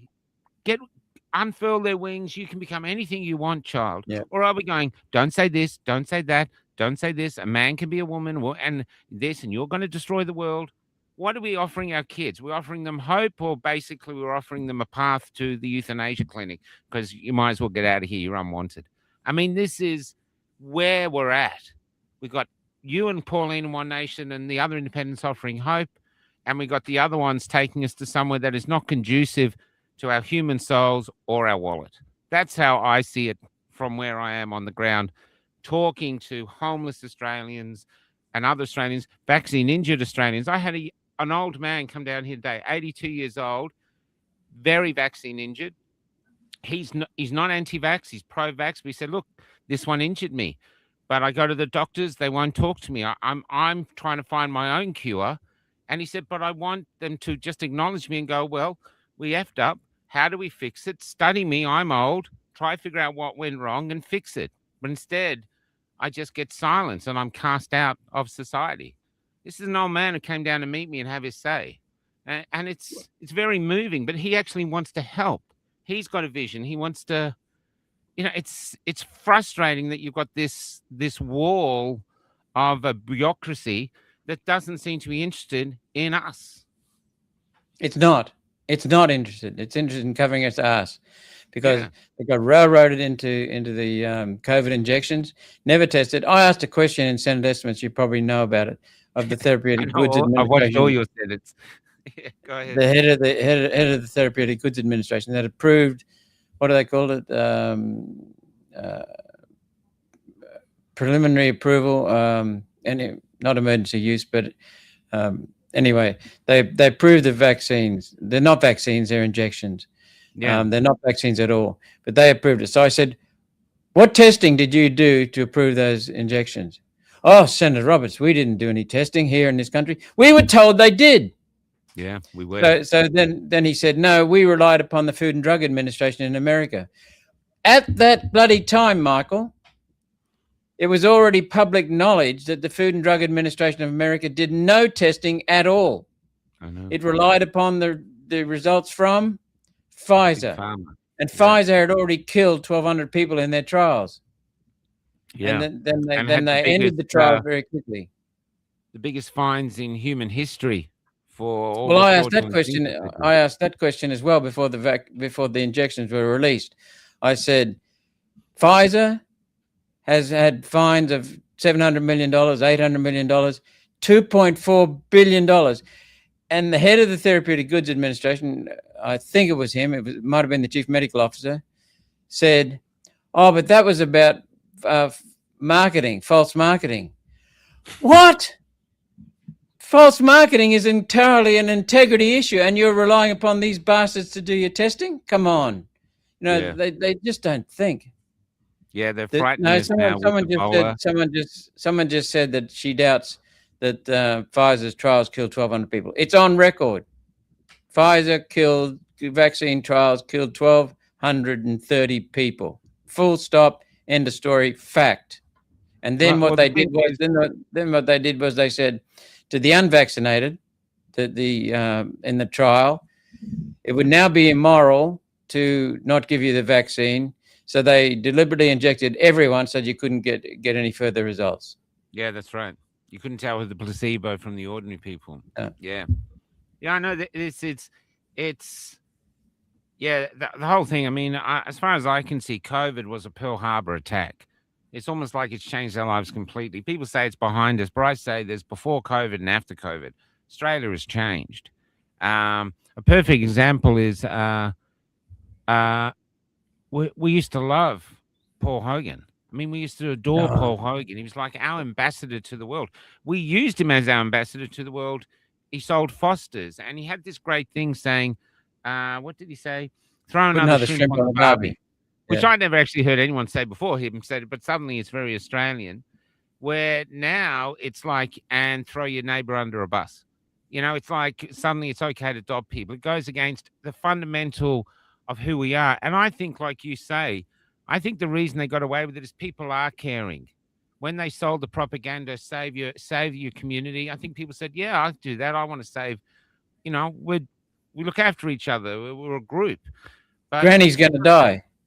Yeah, Granny's going to die. But what we couldn't get past, what a lot of people can't get past, is what you say now everywhere. The government doesn't care for you. And I think a lot of people are stuck there. They can't believe the government doesn't care, but the evidence is overwhelming now. Michael, there were 30,000 excess deaths due to the COVID shots. 30,000. We know that for a fact. We also know that in WA, Western Australia, and in Queensland, the COVID shots arrived in those states before the virus did. So Mm. we know that the deaths are attributable to them only, to Yeah. those shots. But we know from statistics that 30,000 excess deaths due to the COVID shots. We could see it going above the normal limits of variation. Things vary within normal range, and they went outside that and stayed outside that for years, and they still occasionally go outside that, and we still know that people are dying from the shots. We know that for a fact. It's not just Yeah. Australia; it's other countries know that statistically. I'm still interviewing them.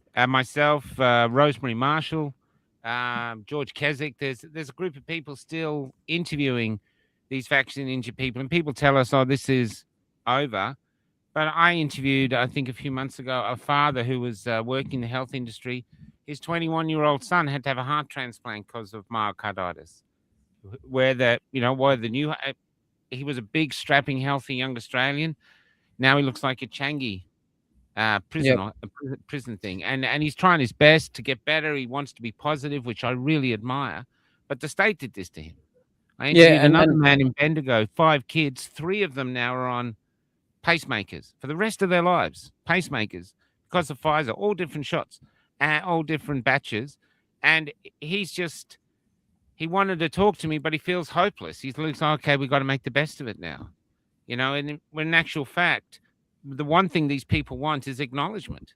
These 30,000 people deserve acknowledgement. If COVID was a war, then these people are the victims of that war. We've got shrines to everyone else who fought and died in war. So why aren't we building shrines to those who basically were injured and died in the COVID debacle, doing what the government told them to do? No, I've got to answer a question here from Jan Murphy. There you go. Is that 30,000 COVID deaths in Australia, Senator Roberts? No, Jan, it is 30,000 plus excess deaths due to vaccine or injection injuries. That's what that 30,000 is. We know that for a fact. The other thing is, I do not take any interest in whether someone's had made a decision to get injected, whether they were forced to get injected, whether they didn't get injected. We were all the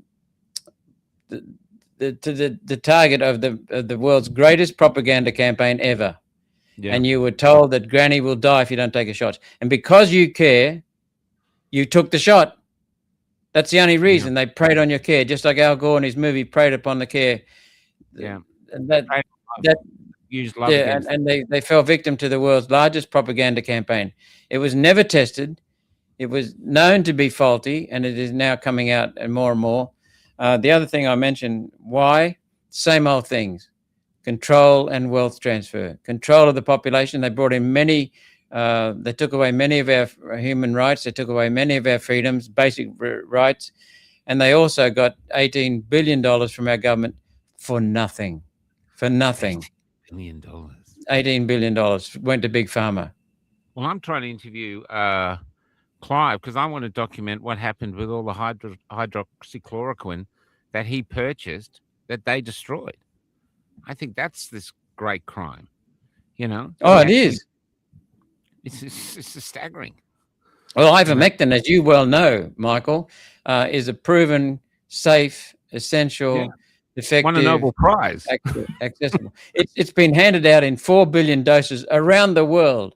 Yeah. The countries that had ivermectin in use for preventing parasites were not affected by COVID.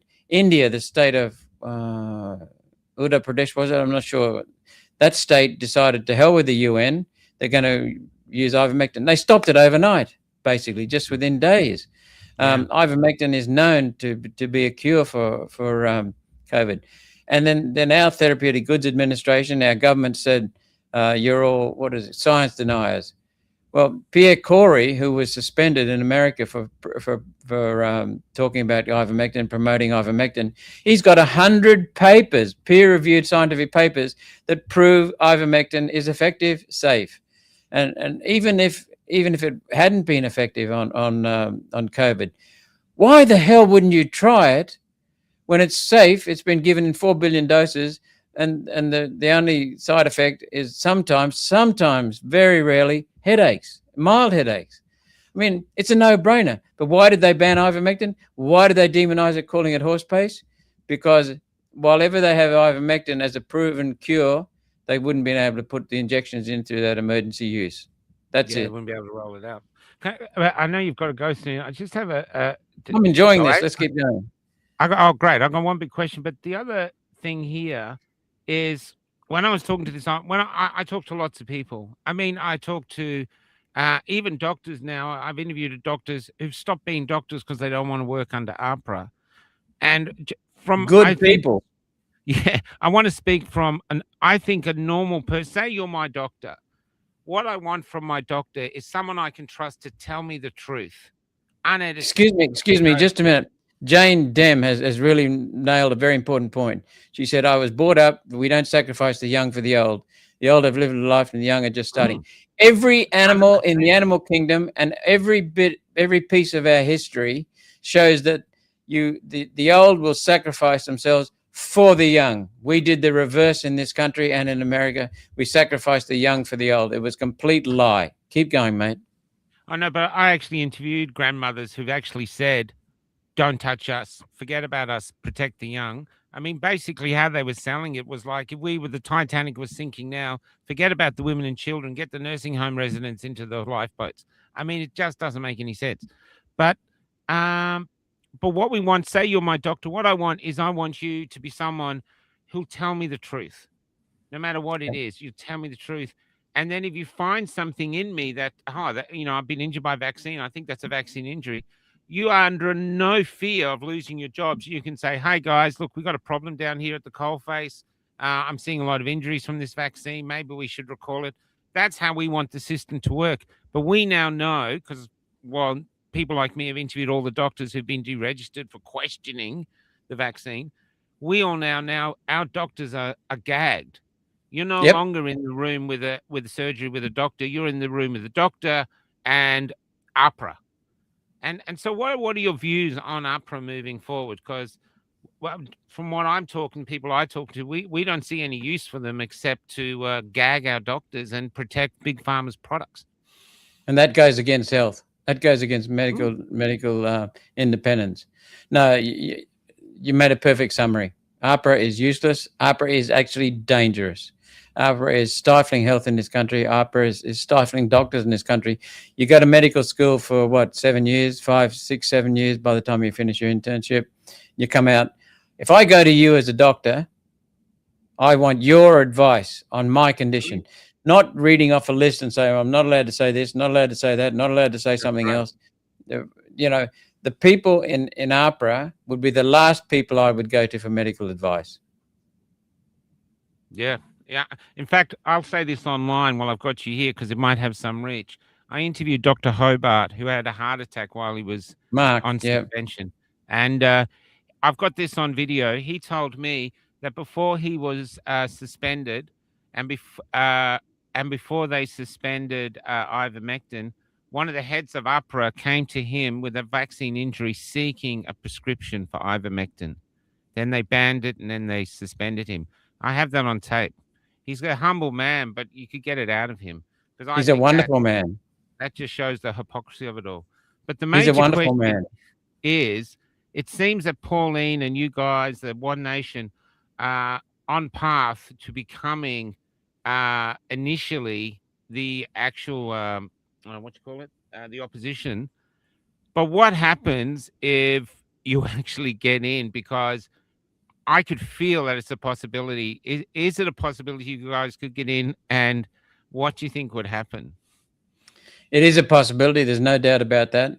More and more people are waking up. Farah showed so many people are waking up, much more than the 10, 15% than I thought were awake, much more. And they were hungry for. He's David Farley, our candidate there, is a fantastic man in his own right. Combined with One Nation, he got an amazing victory, a landslide victory. Yes, we're on course to get government. I don't know when it'll be, but that's in the hands of the people. But we've got to wake the people up, because once they're aware of the facts, they know that there needs to be a change. People, as a result of the last 12, 15 months, probably 18 months, people now know the Uni Party is a fraud.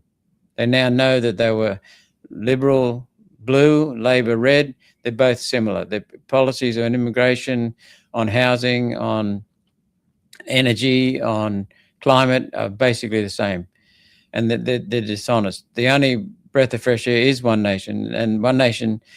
The thing is that we are made up of people who are everyday Australians, rather than have bureaucrats and people who've come up through the ranks of the party hacks and academics running the country, following orders from overseas. We would be far, far better to let everyday Aussies have a go. It's like you guys are at the forefront of I call it the tsunami of common sense. Everybody's I like going, that. we've had enough. And the tsunami of COVID came in, but there's always, it goes out, and it's the tsunami of common sense. We've had enough. Yeah, okay, if you're a mature guy and you want to dress as a woman, or you even want to go to sex change, no problem. You know, free country, do what you want, but just stay out of the females' toilets. And don't participate in female sports because it's not fair. And fair is a part of our national anthem. We like fairness. And someone who was born a bloke is obviously going to do better at certain sports than those who are born into women. And it crushes the dreams of young girls. Spot on. That's what I hate. Our young women have a right to pursue their dreams and compete against other biological women, not against young guys who are confused. It's not fair. Right. The other thing I'd add, I've already said, and I firmly believe it, that the biggest problem we have is governance. Every major problem comes out of this bloody building in Canberra called Parliament House. And the main reason is they're working not to serve the people of Australia. They're working to serve their masters, their donors, their vested interests, the globalists, the people who pull the strings, their party power brokers in dark rooms behind the scenes. That's what they're working for. And they're able to get away with it because they don't follow the data. They don't get the data. Someone's asked the question, who the hell are they? Or my super was taken. The globalists, basically, BlackRock, Vanguard, State Street, First State, BlackRock Inc. So, they don't follow the data. If you look at the data on climate, we have a fantastic team of people that I've been working with since I got into the Senate. One of them is just unbelievable. He's just one nation or no nation. Exactly, Jan. He's just a stunning person on statistics, on data, he loves nature. He loves exploring. He's so objective. He's good on maths, and he can combine data. He has gone around, Michael, legally scraping data from places like CSIRO, United Nations, Bureau of Meteorology, Met Office in Britain, NASA, and he scraped 24,000 data sets on climate and energy. The climate ones show not one change in climate, just natural variation or cyclical variation every 40 years. The Central England temperature record, which is completely independent, shows 40-year peaks, 40-year troughs, 40-year peaks, 40-year troughs for ever since 1659 or whenever it was, the longest temperature record. There is nothing happening in climate anywhere in the world that indicates a change, just natural inherent variation. What they do is when you have your 40-year peak, they look at the last 10 years and they say, oh, it's increased in temperature. But they don't show the next 10 years going down. They don't show then they show the next 10 years going up. And they talk about global warming. And then they make up stuff. Then you see pictures of fires. You see pictures of storms, which have been entirely natural. And then they say, this is climate. And it's just indoctrination. Indoctrination. And if you're a child who's 15 now, you've had 10 years of indoctrination at school, being told that the climate is your fault and that every blip you see is a change. It's not a change. It's just natural inherent variation. So they don't use the data. They make shit up completely. And then they say, on that, we should have this policy. On that, we should have this policy, this law, this law. And COVID is going to kill you. And there's no evidence for COVID being, that's another question I asked of Therapeutic Goods Administration, the Chief Medical Officer, and the Department of Health, Secretary of the Department of Health back in 2021, was it? Excuse me. I said, I want to know the severity of COVID-19, and I want to know the transmissibility. And I want it in two forms. I want to know the absolute numbers, what they are, quantify that for me, and I want to know it relative to past flus and so on. And for once, I got a phenomenal answer. I got a graph. Looking at it from your way, it'd be like this. I got a graph, severity up here, and various years along here since the Spanish flu. Okay, they had a line dividing into thirds: high severity, medium severity, low severity. Guess where COVID was? I reckon right at the lowest of the low. It was low to moderate. Now, if there wasn't high severity, yeah, we were told it was high severity. It wasn't high severity. It was low to moderate. Now, if you think about it, low to moderate encaptures all the people of Australia. So that means it was moderate for the most susceptible, which would be the elderly, the immune compromised, the vulnerable. Healthy people had nothing to worry about. But the whole world was turned upside down because of that, and we were told all kinds of lies. And then the transmissibility was nothing unusual either. And there were past flus that were more severe than COVID. Past flus. So this is what lie we were told, and yet when you ask them for their modelling is rubbish too. Someone just put it up there. That's correct. The modelling was complete garbage. It was put out by a man, Neil, someone or other, Ferguson from the UK, who had a terrible record for modelling, and he was completely proven wrong. And he's the bastard who broke the rules in Britain for escaping curfews, lockdowns. I remember that, the parties. And then we have lockdowns. Moving away from the data, myself, Hoodie, John Larder, several other people, we're a part of the group. Fraud is fraud, whichever way you slice it, says Linda. Yes, keep going. But we're a part of the group that didn't take it. Now, we're very well connected to our community everywhere. We've heard of no one in our unvaccinated community who died of COVID. And what we do is we go to gatherings, and I had, Dr. Phil Altman. So yes, wonderful man. About 300 people, and I said to him, do these two questions. Say to the audience, stand up if you know of anyone who just died of COVID. Nothing else, no extra just COVID. One person might stand up, usually no one. And then go, stand up if you know of anyone who's been injured or killed by the vaccine, and the entire room stands up. We've done this about 5 times all over Australia, always the same result. You don't need a graph. Just ask the people, and the room will rise up. And you film it. Now in America, they're doing it in America. Nick, the McCulloch, we interviewed the McCulloch people. Nick Hilscher? Nick Hilscher. We've interviewed him 2 or 3 times. Great guy. He's doing good. it over there in America now. Same result. So if you don't, if you can't read graphs, then just look at this. The people have seen it. That's why you can't keep lying. At some point, you're in an abusive relationship. The victim has to realize they have the power, and they just have to say, enough. No, not doing this anymore. And then the perpetrator the abuser can't do it. And at the moment, we're in an abusive relationship with our politicians and the country. Michael, Michael, the health minister up here was a political hack who had been a member of the federal parliament. The health minister up here, Yvette Duth, at the time in the state, she went from the federal to the state. I was listening to her at a press conference, and I was driving along in the car, and she said, brought in new rules. This was, I can't remember the year it was, 2020, early 21, whenever, at the height of the madness. And she said, from now on, people will have to wear masks in cars. And a journalist, I heard his voice clearly. He said, what about if you're the only person and you're alone in the car? And there was a pause. Yes.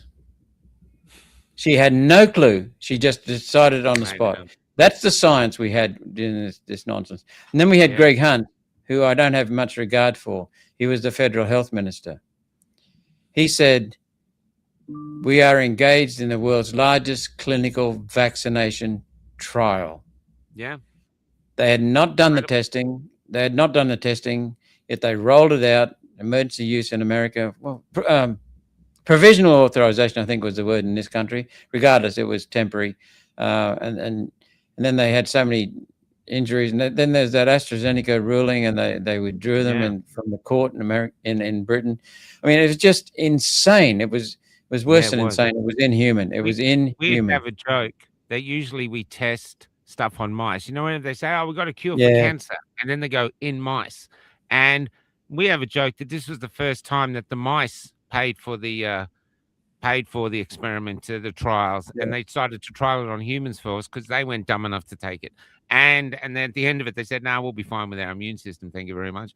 And because it is carnage out here, you have these people turning up, young people who can no longer do sport, and they're all being forgotten about. I used to say there's a new underclass in Australia below the anti-vaxxers and the drug addicts and all this, everything else they try to make us look bad. And that is the vaccine injured of Australia. If you've been injured by a vaccine, you're forgotten about, except by certain parties like yourselves and the Jared Rennicks. There's and then people like us and the fabulous Rosemary Marshall and George Keswick who go out there and interview them. Otherwise, they're forgotten about. And they did what the government said. And they were good Australians because the government was saying you got to be a good Australian to take this. Otherwise, you're out of the community. And here we are. I find it the crime of the century, or one of the greatest crimes in Australian history, is that the government has basically uh, either they didn't know and they've just done it ignorantly and they just want to deal with the fallout, or they purposely knew. And I can't see any other way that they could have done it. Especially banning ivermectin. If they This is really cared about the health of the nation, they would have said, sure, try ivermectin, try hydroxychloroquine, try vitamin C, try getting out in the sun. Not instead of being locked down. These were draconian methods. And I think all someone their said to me the measures. other day, just to finish, sorry, someone said to me the other day, and I've been using this now, PTSD from the COVID era, from whichever way whichever way you swang, is the new normal in Australia. And that's why we've become silent, because we're actually suffering from PTSD, or a lot of us. Yep. And that raises vets, the abuse of vets. They don't treat them properly when they get home. They discourage it. I mean, a veteran has stood up for us. Yeah. Stood up for us. And what do they say? We send them, we bend them, but we don't mend them. And they go through all kinds of elaborate training to make them fit in. So they basically change their psyches to make them fit in. Then they expose them to all kinds of horrors, and then they arrest them in Channel 9 plane. Channel 9 arrests them on a plane in the tarmac in Sydney Airport when Ben Robert Smith said he would willingly go in. Now, the point is that man deserves a trial. He deserves a trial. If he's guilty, he's guilty. I don't think he is, but if he's guilty, then he's guilty. If he's not, then he should be left alone. We've got trial by media. So, but we're not, a veteran who's not a decorated veteran has given so much of their life, and they're treated as scum. Yeah, and the ISIS brides are allowed in. I think, and they're going to bring in more. Shouldn't it be a court martial shouldn't this let the army handle this? This is why is he being? There's, to me, Afghanistan was like Vietnam. These are dirty wars. And most of us didn't even know they were there fighting for us. So we didn't even know. And we're judging them with the morality of a latte swilling drinker in some cafe in Sydney, with these people who are in Afghanistan watching their friends getting killed, and just, I just, it does my head in. Yep. And then as someone said, they treated these as as crimes. They didn't treat the COVID mismanagement and homicides as crimes. No, not at all. But Not just at all. before we say goodbye to COVID as a topic, One Nation is pursuing a royal commission into it. We'll continue. Yeah, We great. have already got. I won't go into the details, but we managed to get the Senate on board for developing the draft terms of reference for a possible future royal commission, and they are brilliant. Wow. The lawyers that came together, the doctors that came together in the Senate inquiry that my motion resulted in, were just fantastic, just amazing. So we've got the Royal Commission terms ready to go, approved by that committee. We also want to pursue compensation. We want to stop the COVID shots immediately. They're still going on. Yeah, they are. We see crazy. chemists pushing it all the time. George Keswick is a chemist whisperer, we call him. He goes in to tell chemists, you're not supposed to give it to 18-year-olds or below. TGA put that out, and they don't know. But let's moving on. Another really contentious issue out here is the 28 pedophiles that they won't allow Australians to know because they'll say it'll upset us. But even though we survived Rolf Harris going down, what is Pauline Hanson's or One Nation's stance on this? Because this is a real issue with Australians on the ground. They're furious. Right. I'm happy to talk about that. I heard about these 28, the list of 28 as it was called. What's the other thing? List of 28 and the suppression order. That's right. So I've got a very, very good lawyer in my office. He's a barrister. He's been an advocate on various tribunals for, justice for people who are vulnerable, can't look after themselves. He's been around, and he's a teacher of constitutional law. He's first class on contract law. He's very, very good, and he's a very good person. He's kind-hearted, empathetic, just the sort of person you want, and he's honest. And he's strong. He'll stand up and tell you if you're wrong. So I heard about this list of 28 and the suppression order, and then I saw it coming from our constituents, emails and social media. So I thought, okay, let's track it down. So I saw a video of former Senator Bill Heffernan in Senate Estimates, which is the one. It's about an 6 or 8 minute video. Yeah, which makes some pretty strong claims.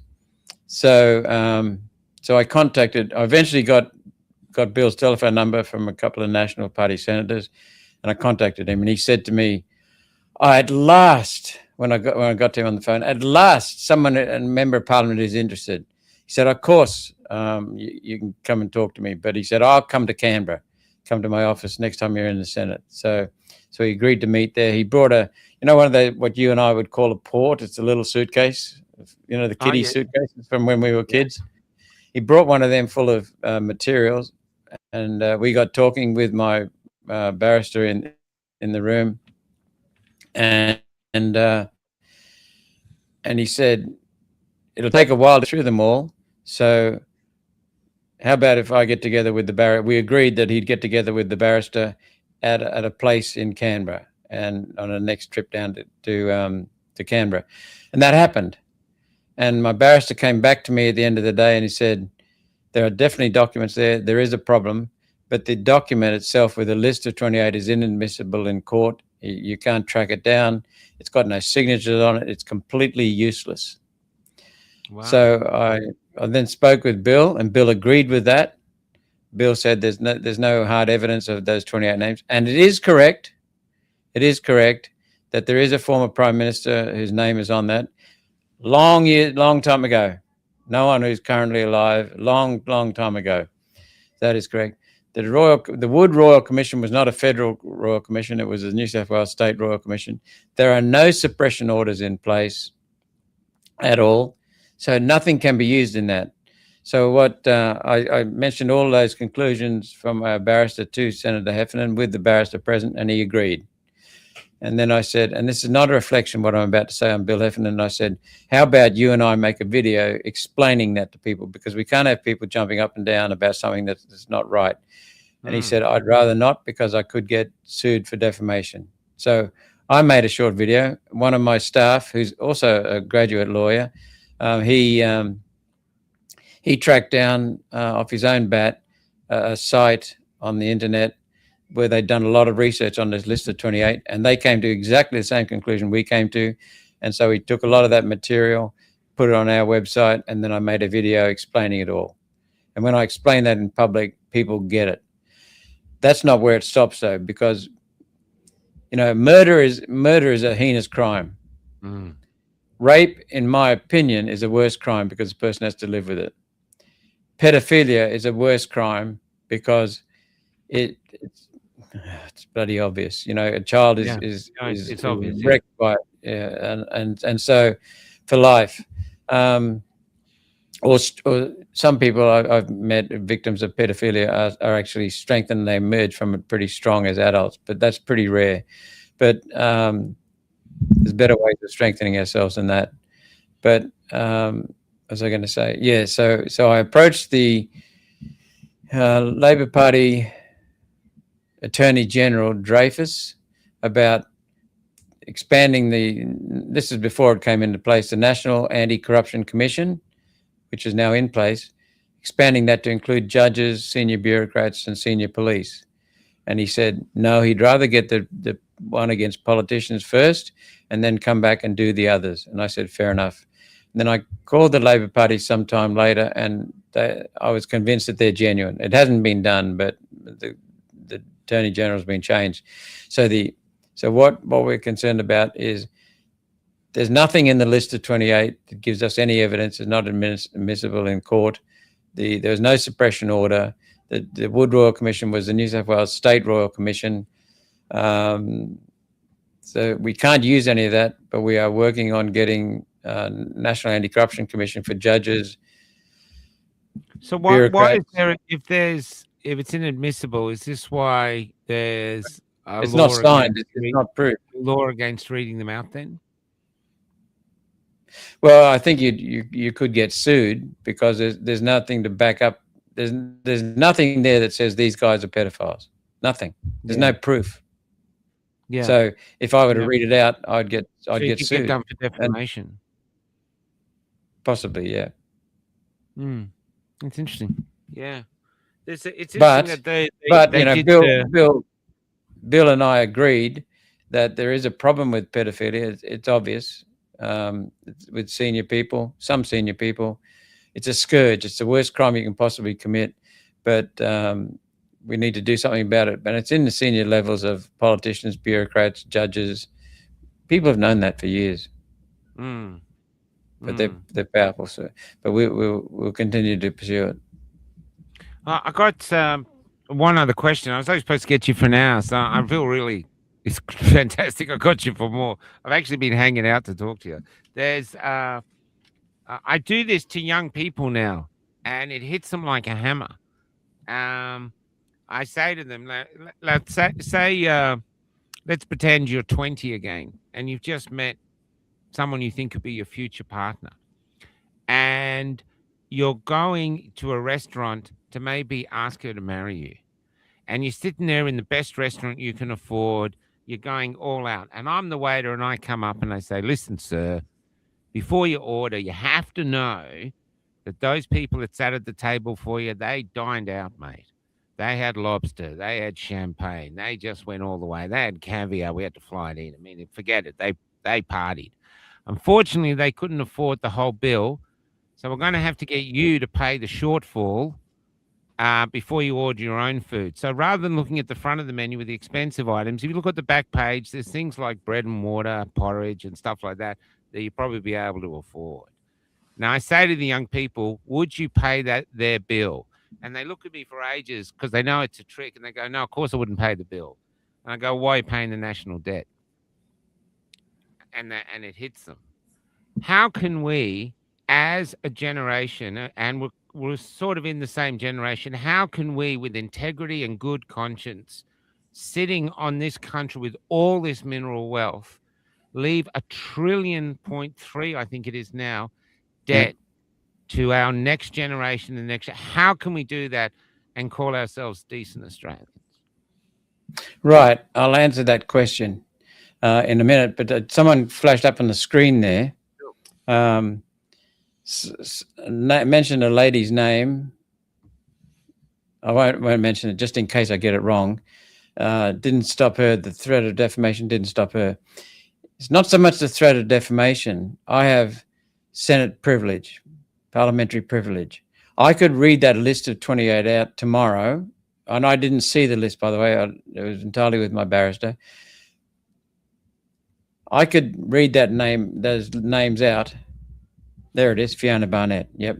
Okay. I could read that list of names out, and I'd have nothing to touch me, because what I say in the Senate, not outside the Senate, but what I say in the Senate on parliamentaries in the chamber, it protects me from being sued. But I wouldn't do that because, as I mentioned, the fact is that there's no evidence. There is no evidence. There's a list of 28 names, but they're not signed by anyone. There's no proof. There's no evidence of what they did. Nothing at all. I wouldn't do that to them because it might be some innocent people on the list. There are times when I feel like reading something out in Parliament under parliamentary privilege, but I won't do it unless it's the truth. I don't abuse that privilege. It's a privilege, so that's why. So, now your question about the debt. The circumstances around the debt, about half of it was formed by the Morrison government, COVID. Half of it. So we've got over $500 billion just in Scott Morrison. Yes. And this is the printing money. Yes. So we talked a little while ago about, well, I was going to raise my 8 keys to, you talked about freedom. I didn't answer your question. That's right. You talked about the importance of freedom. I've got a list of 8 keys or 8 steps to human progress that I just put together many years ago. The first one is freedom. And that is the freedom to think, the freedom of belief, the freedom to live. Because if you don't have the freedom to live, nothing else matters. Freedom of speech is not worth anything. Freedom to live. Freedom of association, freedom of belief, freedom of thought, freedom of initiative, freedom of creativity, freedom of in exchange with other people, freedom of sharing ideas, the freedom to speak what we think. That freedom is extremely important, and here's why. By ourselves, even Arnold Schwarzenegger, or the strongest person in the world, is nothing next to a tiger. A tiger can kill us like that, just like that. What makes us unique is that, to some extent, is that we have a highly developed social network. We've got a community network. So we can work together. So 10 of us could get together, even little old me could get together and kill a tiger and eat the bloody tiger, okay? So that's one thing, our social, our community. Second one is our language, which enables us to socialize and to work as a team. That's rare. And no one else has got that developed as we have. Dolphins can talk, can communicate, whales and a few other animals, monkeys, crows, etc. But the other thing we've got that no other species got is reasoning capability. But you combine those wonderful traits and you combine that innate human care for the planet, that innate human care for the environment, for each other, and you might come up with an idea, and it's a wonderful idea, and you convey it to me through talking, and I go, wow, and I blow it out of proportion and really enhance it. And someone else down the street gets hold of the idea and says, I know, that would solve this problem, this problem, and this problem, and I can make some money on the side out of that. So that's how human progress is developed. And if you have it, look at the socialist countries, the countries with totalitarian control, their human progress is negligible. Even China had to free the people up to some extent to get that human progress, and that they've moved ahead. Okay, the second key to human progress is rule of law. Because if you have that great idea and we make something of it, and then someone comes along and steals the proceeds or steals the proceeds of it, well, why should you work for it? So the rule of law is to protect property and protect life. The third one is stable constitutional governance, or continued constitutional governance, so that if the prime minister gets voted out, we elect a new prime minister, and we don't have an upheaval or a revolution. We have a stable transition. That means that if you work now, even if Labor comes in, you'll have a more stable form of you'll have an ongoing stability. The fourth one is secure private property rights. What you own is yours, and no one can take it off you.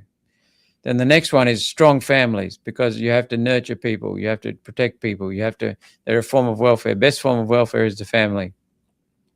Then the sixth one is cheap, affordable, reliable, efficient, environmentally responsible energy. And it is the foundation. So you've got to have cheap energy to be competitive globally. The number one cost component for manufacturing is no longer labor, because we've automated that out to a large extent. It's now electricity. China takes some of our coal. China, by the way, we produce 450 million tons of coal a year. China produces 4.7 billion tons of coal a year. Wow. Billion. They burn more than half the coal that's burned in the world. And they import coal from us as well, because we've got some very special, good quality coking coal for making steel. So, so that's what they want this for the steel, because they've got enough coal for everything else. They also want our steaming coal for making power. But we get our we used to have the cheapest coal, power electricity prices in the world, bar none. We were the lowest. We have power stations at the mine mouth, so the coal comes out of the mine into the power station. No transport costs. That's it. To get Australian steaming coal to China or to Japan or whatever. And by the way, Indonesia has passed us as the number one exporter. So there are plenty of other places for getting coal. You can shut us down; they'll still burn coal. The forecast for coal. America's producing right now, I hear. Sorry? Or is that oil? No, sorry, keep going. I thought it was but America's producing oil. Sorry, keep going. Yeah, the forecast for coal consumption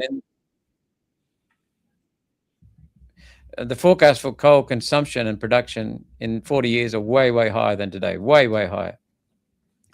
So if you want to send out coal to China to burn in a power station, you take it out of the mine, store it at the mine, load it, which costs money, onto a train, carry it to the port, a couple of 100 kilometers, store it at the port, costs money, and you have to ship it back onto a ship, take it thousands of kilometers to China, then do the same with the port there, unload it and store it, and then load it onto a train, take it hundreds of kilometers inland, and then you get it to your Chinese power station.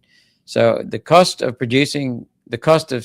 price for Australian coal, because of all the bloody subsidies for solar and wind and the inefficiencies of coal-fired power stations due to the national electricity racket that the bureaucrats control, it's not a market, due to all of that, is about 26 to 33 cents per kilowatt hour. 26 to 33, remember those figures. The cost in China after transporting it all that way is 8 cents a kilowatt hour. 8. They're using our coal, but all of the inefficiencies due to government and the solar and wind and the other subsidies and the restrictions put on coal-fired power stations driving that cost up. So you've got to be competitive these days, you've got to have the cheapest energy. So we would restore cheap energy. Then there are two more. One is you need the cost of government is tax, and most government control we would remove completely, because the governments don't know people's needs, and the best way to produce efficiently, or use your resources efficiently, is to produce what people want, what people need, not bullshit from the government. So you've got to have tax, but we would have a fair, effective, efficient form of tax, not a rorting system that is being done to look after their mates, government mates. And then the last one is honest money. Well, we haven't had honest money since the Federal Reserve Bank started. It's printed. It's actually less than printed. 97% of the money is not in notes and coins. It's in electronic journal entries, which is just fabrications. That's all it is. And so that debases the currency dramatically. Inflation means a dramatic increase in money supply, not the increase in prices. But dramatic increase in money supply leads to increase in prices. So, because you've got more money chasing the same amount of goods. So that's what's ruining our country. Those 8 things are the key to human progress. In all 8, we are going backwards in this country. So your question was about be fixed by your what you question say is care. is So what? we had what you said is fundamental to human existence is that we care. That's why we've been so successful. So what we have care. to do is use data. We have to shrink government dramatically, get it out of our lives, because it's you've mentioned transgender, which you can't change gender, but transgenderism, the destruction of family through the family law court, the slaughterhouse of the nation, so many other things, woke activities, the DEI, sustainable development goals. A lot of these are imported. This is destroying our country. It's raising the cost of living dramatically. We have got energy prices that are now highest in the world. We've got housing prices that are now the highest in the world, and it's been driven up by mass immigration. All of these are due to government. Yeah. And so what we would do is dramatically cut the government. Now, our policies for the last federal election are still the same, but they're being updated and revised. But what we would do is put $40 billion worth of money back in government, in taxpayers' pockets, back in your pocket. Why? Because we think the government can't spend it as wisely as you can. It's better off in your pockets. The government is causing inflation, and that's dramatically increasing the debt as well. So we've got a number of tax efficiencies and tax savings that are not inflationary. When you cut excise on fuel, which the government has as a result of our suggestion for dealing with the oil crisis, it's not inflationary. It's the opposite. It's deflationary. When you cut alcohol, excise on beer and spirits, you end up increasing the trade in hospitality venues, which have been cruelled. When you cut tobacco tax, you get an increase in revenue, because at the moment, probably 80% of the market is illicit. So there's so many inefficiencies in our tax system. Let's talk about that. They talk about how bad that is. People want to smoke, and why should they pay $108? I think it's over $100 for a little pack of tobacco, which most of it goes to the government, when they can get it for $20. And it's, you can understand it. I mean, the price is outrageous. People know, they go to India or they go to Bali and they can buy cigarettes cheap. I mean, I don't smoke cigarettes, but you can understand it. I mean, it's basically, if you're in a communistic system, which a lot of Australians feel we're going into, the black market rises up, and the black market ends up being the actual economy.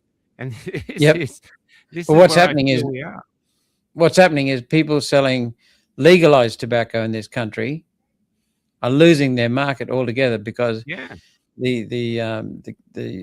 savings in the pack of made smokes goes from about $44 or $40 to down around 11.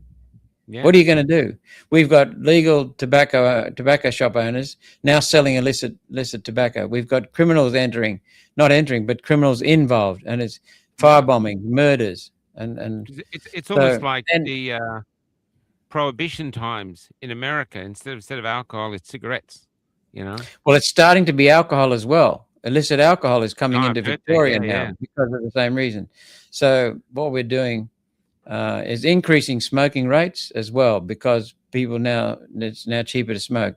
So, but what I'm talking about is having a fair, efficient taxation system that reduces the cost of living, but still is honest and efficient and effective. Some taxes cost more to collect than they get in revenue. So what we're talking about is putting more money back in people's pockets, and it'd be non-inflationary. We've done the models, and by the way, all these figures are costed either from budget figures or from Parliamentary Budget Office costings. So then people say, well, where's your $40 billion coming from, Senator Roberts? It comes from a $90 billion plus of savings by getting rid of federal government duplication and waste. There are so many things in the federal government sphere that have been taken off the states We need to send them back to the states. Some of them are done by the states and the federal government. Shutting down the Department of Climate Change and Energy would save $30 billion a year plus. Plus, it would reduce the inefficiencies in the market due to those damn regulations. Plus, it would reduce $3 billion from the cost of electricity for the government. So, we'd get rid of the Federal Department of Education because it's a state responsibility. The Federal Department of Health would dramatically shrink. We'd get rid of the TGA and put it into the Department of Health so that we can have access to parliamentary scrutiny over the Department of Health. Maybe we can fund it ourselves and not have Big Pharma fund it, so it could be independent. That'd be nice. That's the other thing. Department of Health, the NDIS, we can cut $15 billion. Just one question about tax. Sorry to interrupt this. I think a lot of Australians are going, it's like they've got to tax us, but we're sitting on all this mineral wealth. And around the world, economists and other people are going, why are you even paying tax? Why aren't you like Dubai? Botswana has diamonds, one resource, diamonds. They buy their children houses when they're 21. If you want to go study anywhere in the world, they'll say, I met an African woman. She was 40. She was over here studying. Botswana paid for it because they want clever people. And they're using the resource from one resource, diamonds, to enrich the country. And we're sitting on all this mineral wealth, and not just oil, but there's oil, coal, gold, lithium, you name it. And so this is, I don't understand, as many don't understand, how possibly are we broke when we're sitting on all this mineral wealth, unless this mineral wealth has been pillaged by corporations or overseas corporations, and we're just being left with the cleanup bill. This is how we're feeling. Yeah. Yep, that's right. John Howard's Liberal National Party government gave our gas away when they approved North West Shelf contract. Bob Hawke is put in place the Petroleum Rent Resources Tax, which is not effective with gas. Well, Pauline's going to release a statement on our gas policy, and it'll be about getting more money out of them and also getting more control over them, because the Australian government has handed over control. So you're right. We are the world's largest exporters of hydrocarbon fuels, coal and gas, and yet we're getting bugger all for it. Norway has got Norway. So Norway has free universities that you and I can go to university in Norway for free. You can come from other countries and study there for free. But the other thing too, I'll end up on this because you might have to go soon. Digital ID is the next big thing coming. And many people I talk see that as total slavery, because someone like me, I'm on the road going town to town, interviewing people, trying to, find out what's actually happening on the ground. They could just cut me off and say, oh, he can't get fuel. These are the potentials that could be used. I'm not saying they do it, but it has the potential. Social credit. Yeah, social credit score system. As Anthony Ray, zero. Mine will be sub-zero before it even starts. But to me, it's like, how do we stop it? Because so many people are going, oh, you can't stop it. I'm thinking, well, you can. So that's where I was headed. So we want to put $40 billion worth of your money back in your pockets. We can get that from saving more than $90 billion, conservative estimate, using properly costed and budget line items. And we can save that. We can save another $15 billion or so in the NDIS. That is going to skyrocket to about $90 billion a year if we don't do something. Then we can save about $15 billion on the Aboriginal industry. And by providing real care to the people that matter, not to all the parasites, the academics, the activists, the legion of bureaucrats and lawyers that are feeding off the middle. We spend so much money on the Aboriginal industry, but the Aboriginals on the ground don't get it. Yeah, they just don't receive it. I've been to those townships. They are like third world Mad Max towns, some of them. It's a Not disgrace. All of them, but some of them, especially in the remote WA, there's no. Well, see, there again, our northern rail crossing from Port Hedland to Moranbah would open up all of those communities in Northern Territory, Western Australia, Northern Western Australia, and Northern Queensland. Open them right up, bring the world to those communities through tourism, and take their products, which is beef, cattle, other farm products out to the world and dramatically increase their prices for it. So that's where we'd save the money. And that leaves $90 billion minus $40 billion back in your pocket. That leaves $50 billion. $30 billion of that would be used to pay off debt. If we don't start paying off our debt, this is where the question came from. If we don't start paying off our debt, we'll end up with interest being the largest line item on the budget. That's just money being thrown away. And then that leaves $20 billion for infrastructure, which is plenty for getting the projects we want off the ground. Ports, rails. There are lots of rail loops to be closed. We can even close the national rail loop. So that's what we would do with it. But the fundamental point in answering your question is not just about the basic things, and all of our proposals would reduce inflation, because if you reduce excise on energy costs, that's right, we would remove the unfair treatment of coal-fired power stations, favouring solar and wind, which would dramatically reduce the cost of electricity anyway, 20% at least. Then we would stop solar and wind subsidies altogether. On that's large industrial solar complexes and large industrial wind turbine complexes. That would also protect the environment. So we would have a much more efficient. It can't pay for itself. If it needs subsidies, it can't pay for itself. Then obviously it's not economically viable. Correct. Every country in the world which has a high proportion of solar and wind has a higher electricity price. Every country, Germany, Britain, France, have higher prices for energy. I don't know why the French, because they're using largely nuclear, but every country with a high proportion of solar and wind has higher electricity costs. So the other thing we would do is dramatically reduce, by what we've shut down, the intrusion of government into lives, and that saves government money. There's no such thing as government money. It saves taxpayer money, but it also gets the hell out of people's lives, and that puts in dramatic inefficiencies, and that would be even more savings for the people, because there'd be much more efficient economy. We've got to get government out of our lives and shrink it, especially central government. Okay, we better start wrapping up. One Nation is not pro-digital ID, by the way. Yeah, I didn't think you were. We led the charge against digital ID. By the way, I am opposed to government digital ID. I'm not opposed to Michael going out there and saying, I have a digital ID I'd like to sell you, and if you want to save money on carting papers around, but you leave it up to me to choose which digital ID service I want.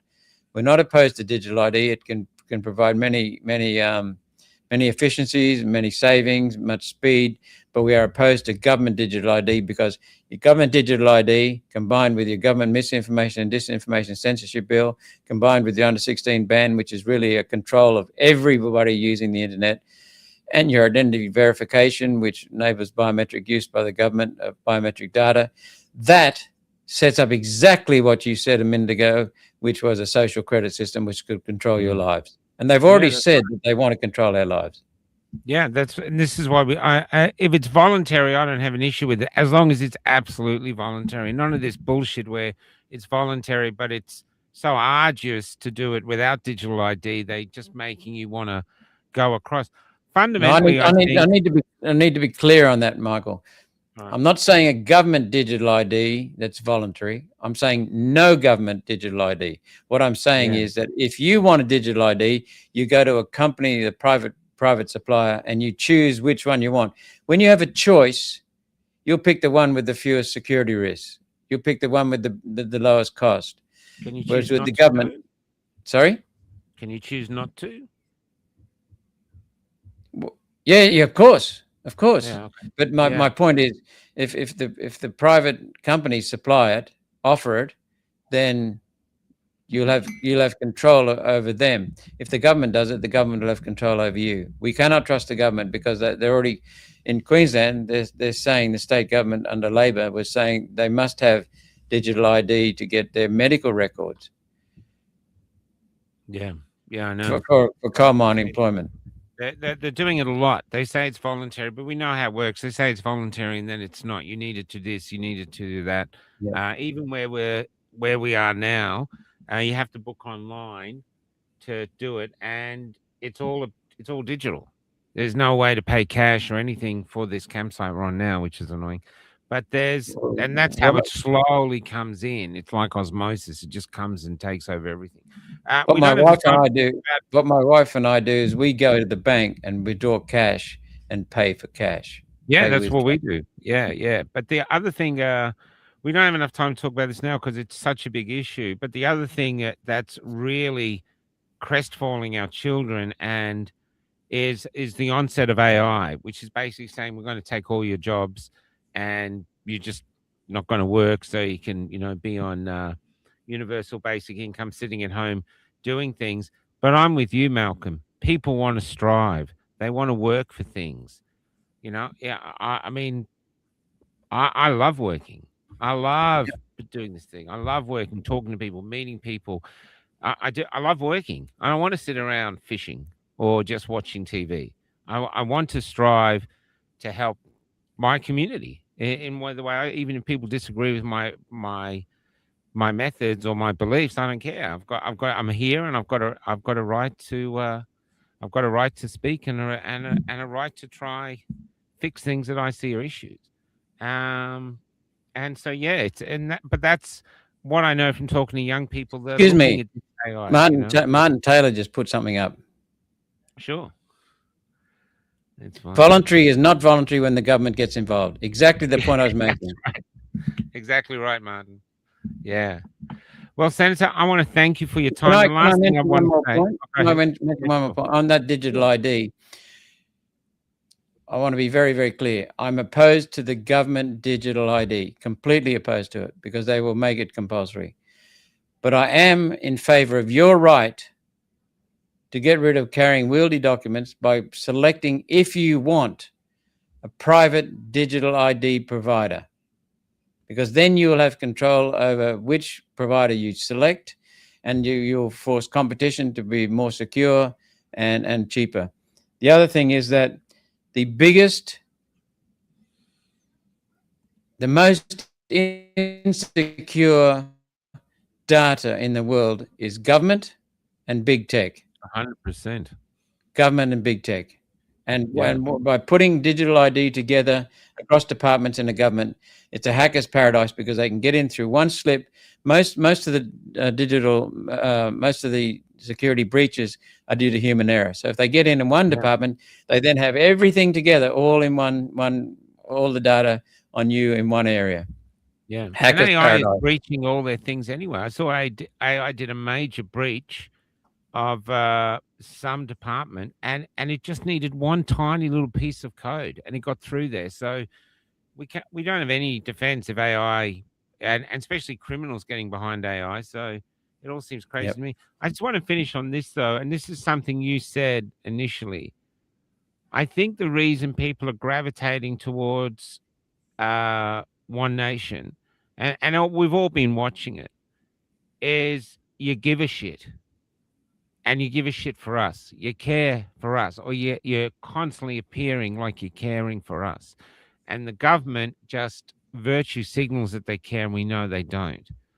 And what I would love for a vision for the future is that we finally have an Australia where the foundation of Australia, our politics, or just the drivers of our economy, of our country, actually care about Australians themselves. And I don't mean white Australians. I mean anyone that's here that identifies as an Australian, that really wants to be a part of this evolving community, actually cares for us and not for their wallets and not for their hunger for power, just act, or not for some great globalist agenda, but for us. I think we can do more.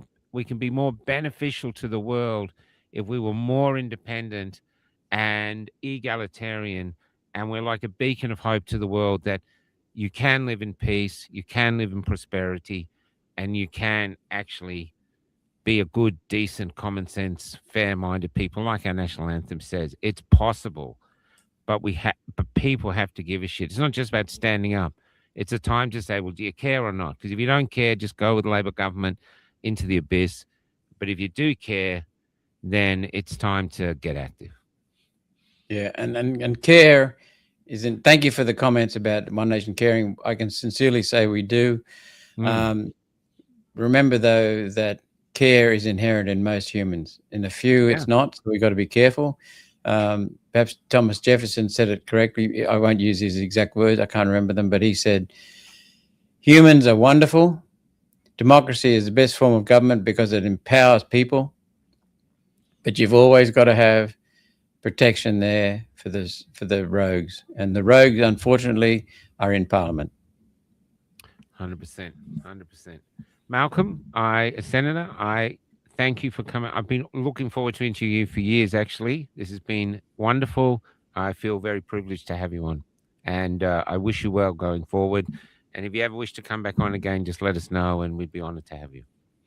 Happy to do so. Thank you very much. Thank you for being a good host. No worries. Take care. Okay, people? You too. See you later. Repost this everywhere we can. We'll send you the link for it as well. Okay, we'll repost it. Cheers. Thanks, Michael.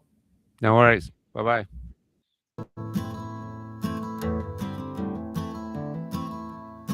When I met Jesus Christ, he was almost 10 years old, and he was helping his mother push a trolley full of all they owned. And because they couldn't find an inn they could get in, they were heading to the city and leaving Bethlehem. "Couldn't you perform a miracle? I'm out of them," he said. "I tried turning nothing into warmth, but it just made my mother cry. It just made my mother cry." Mary Magdalene has become a man, and tonight he's old, and she has been riding my tram. Now it's late and she's trying to sleep beneath a poster for a bank. Your dreams are important to us as it bathes her face in gold. Come give us your natural gifts, we make wealth from toil. Come pretend for history's page that we're advancing Australia fair. Let's pretend that we're all advancing Australia fair.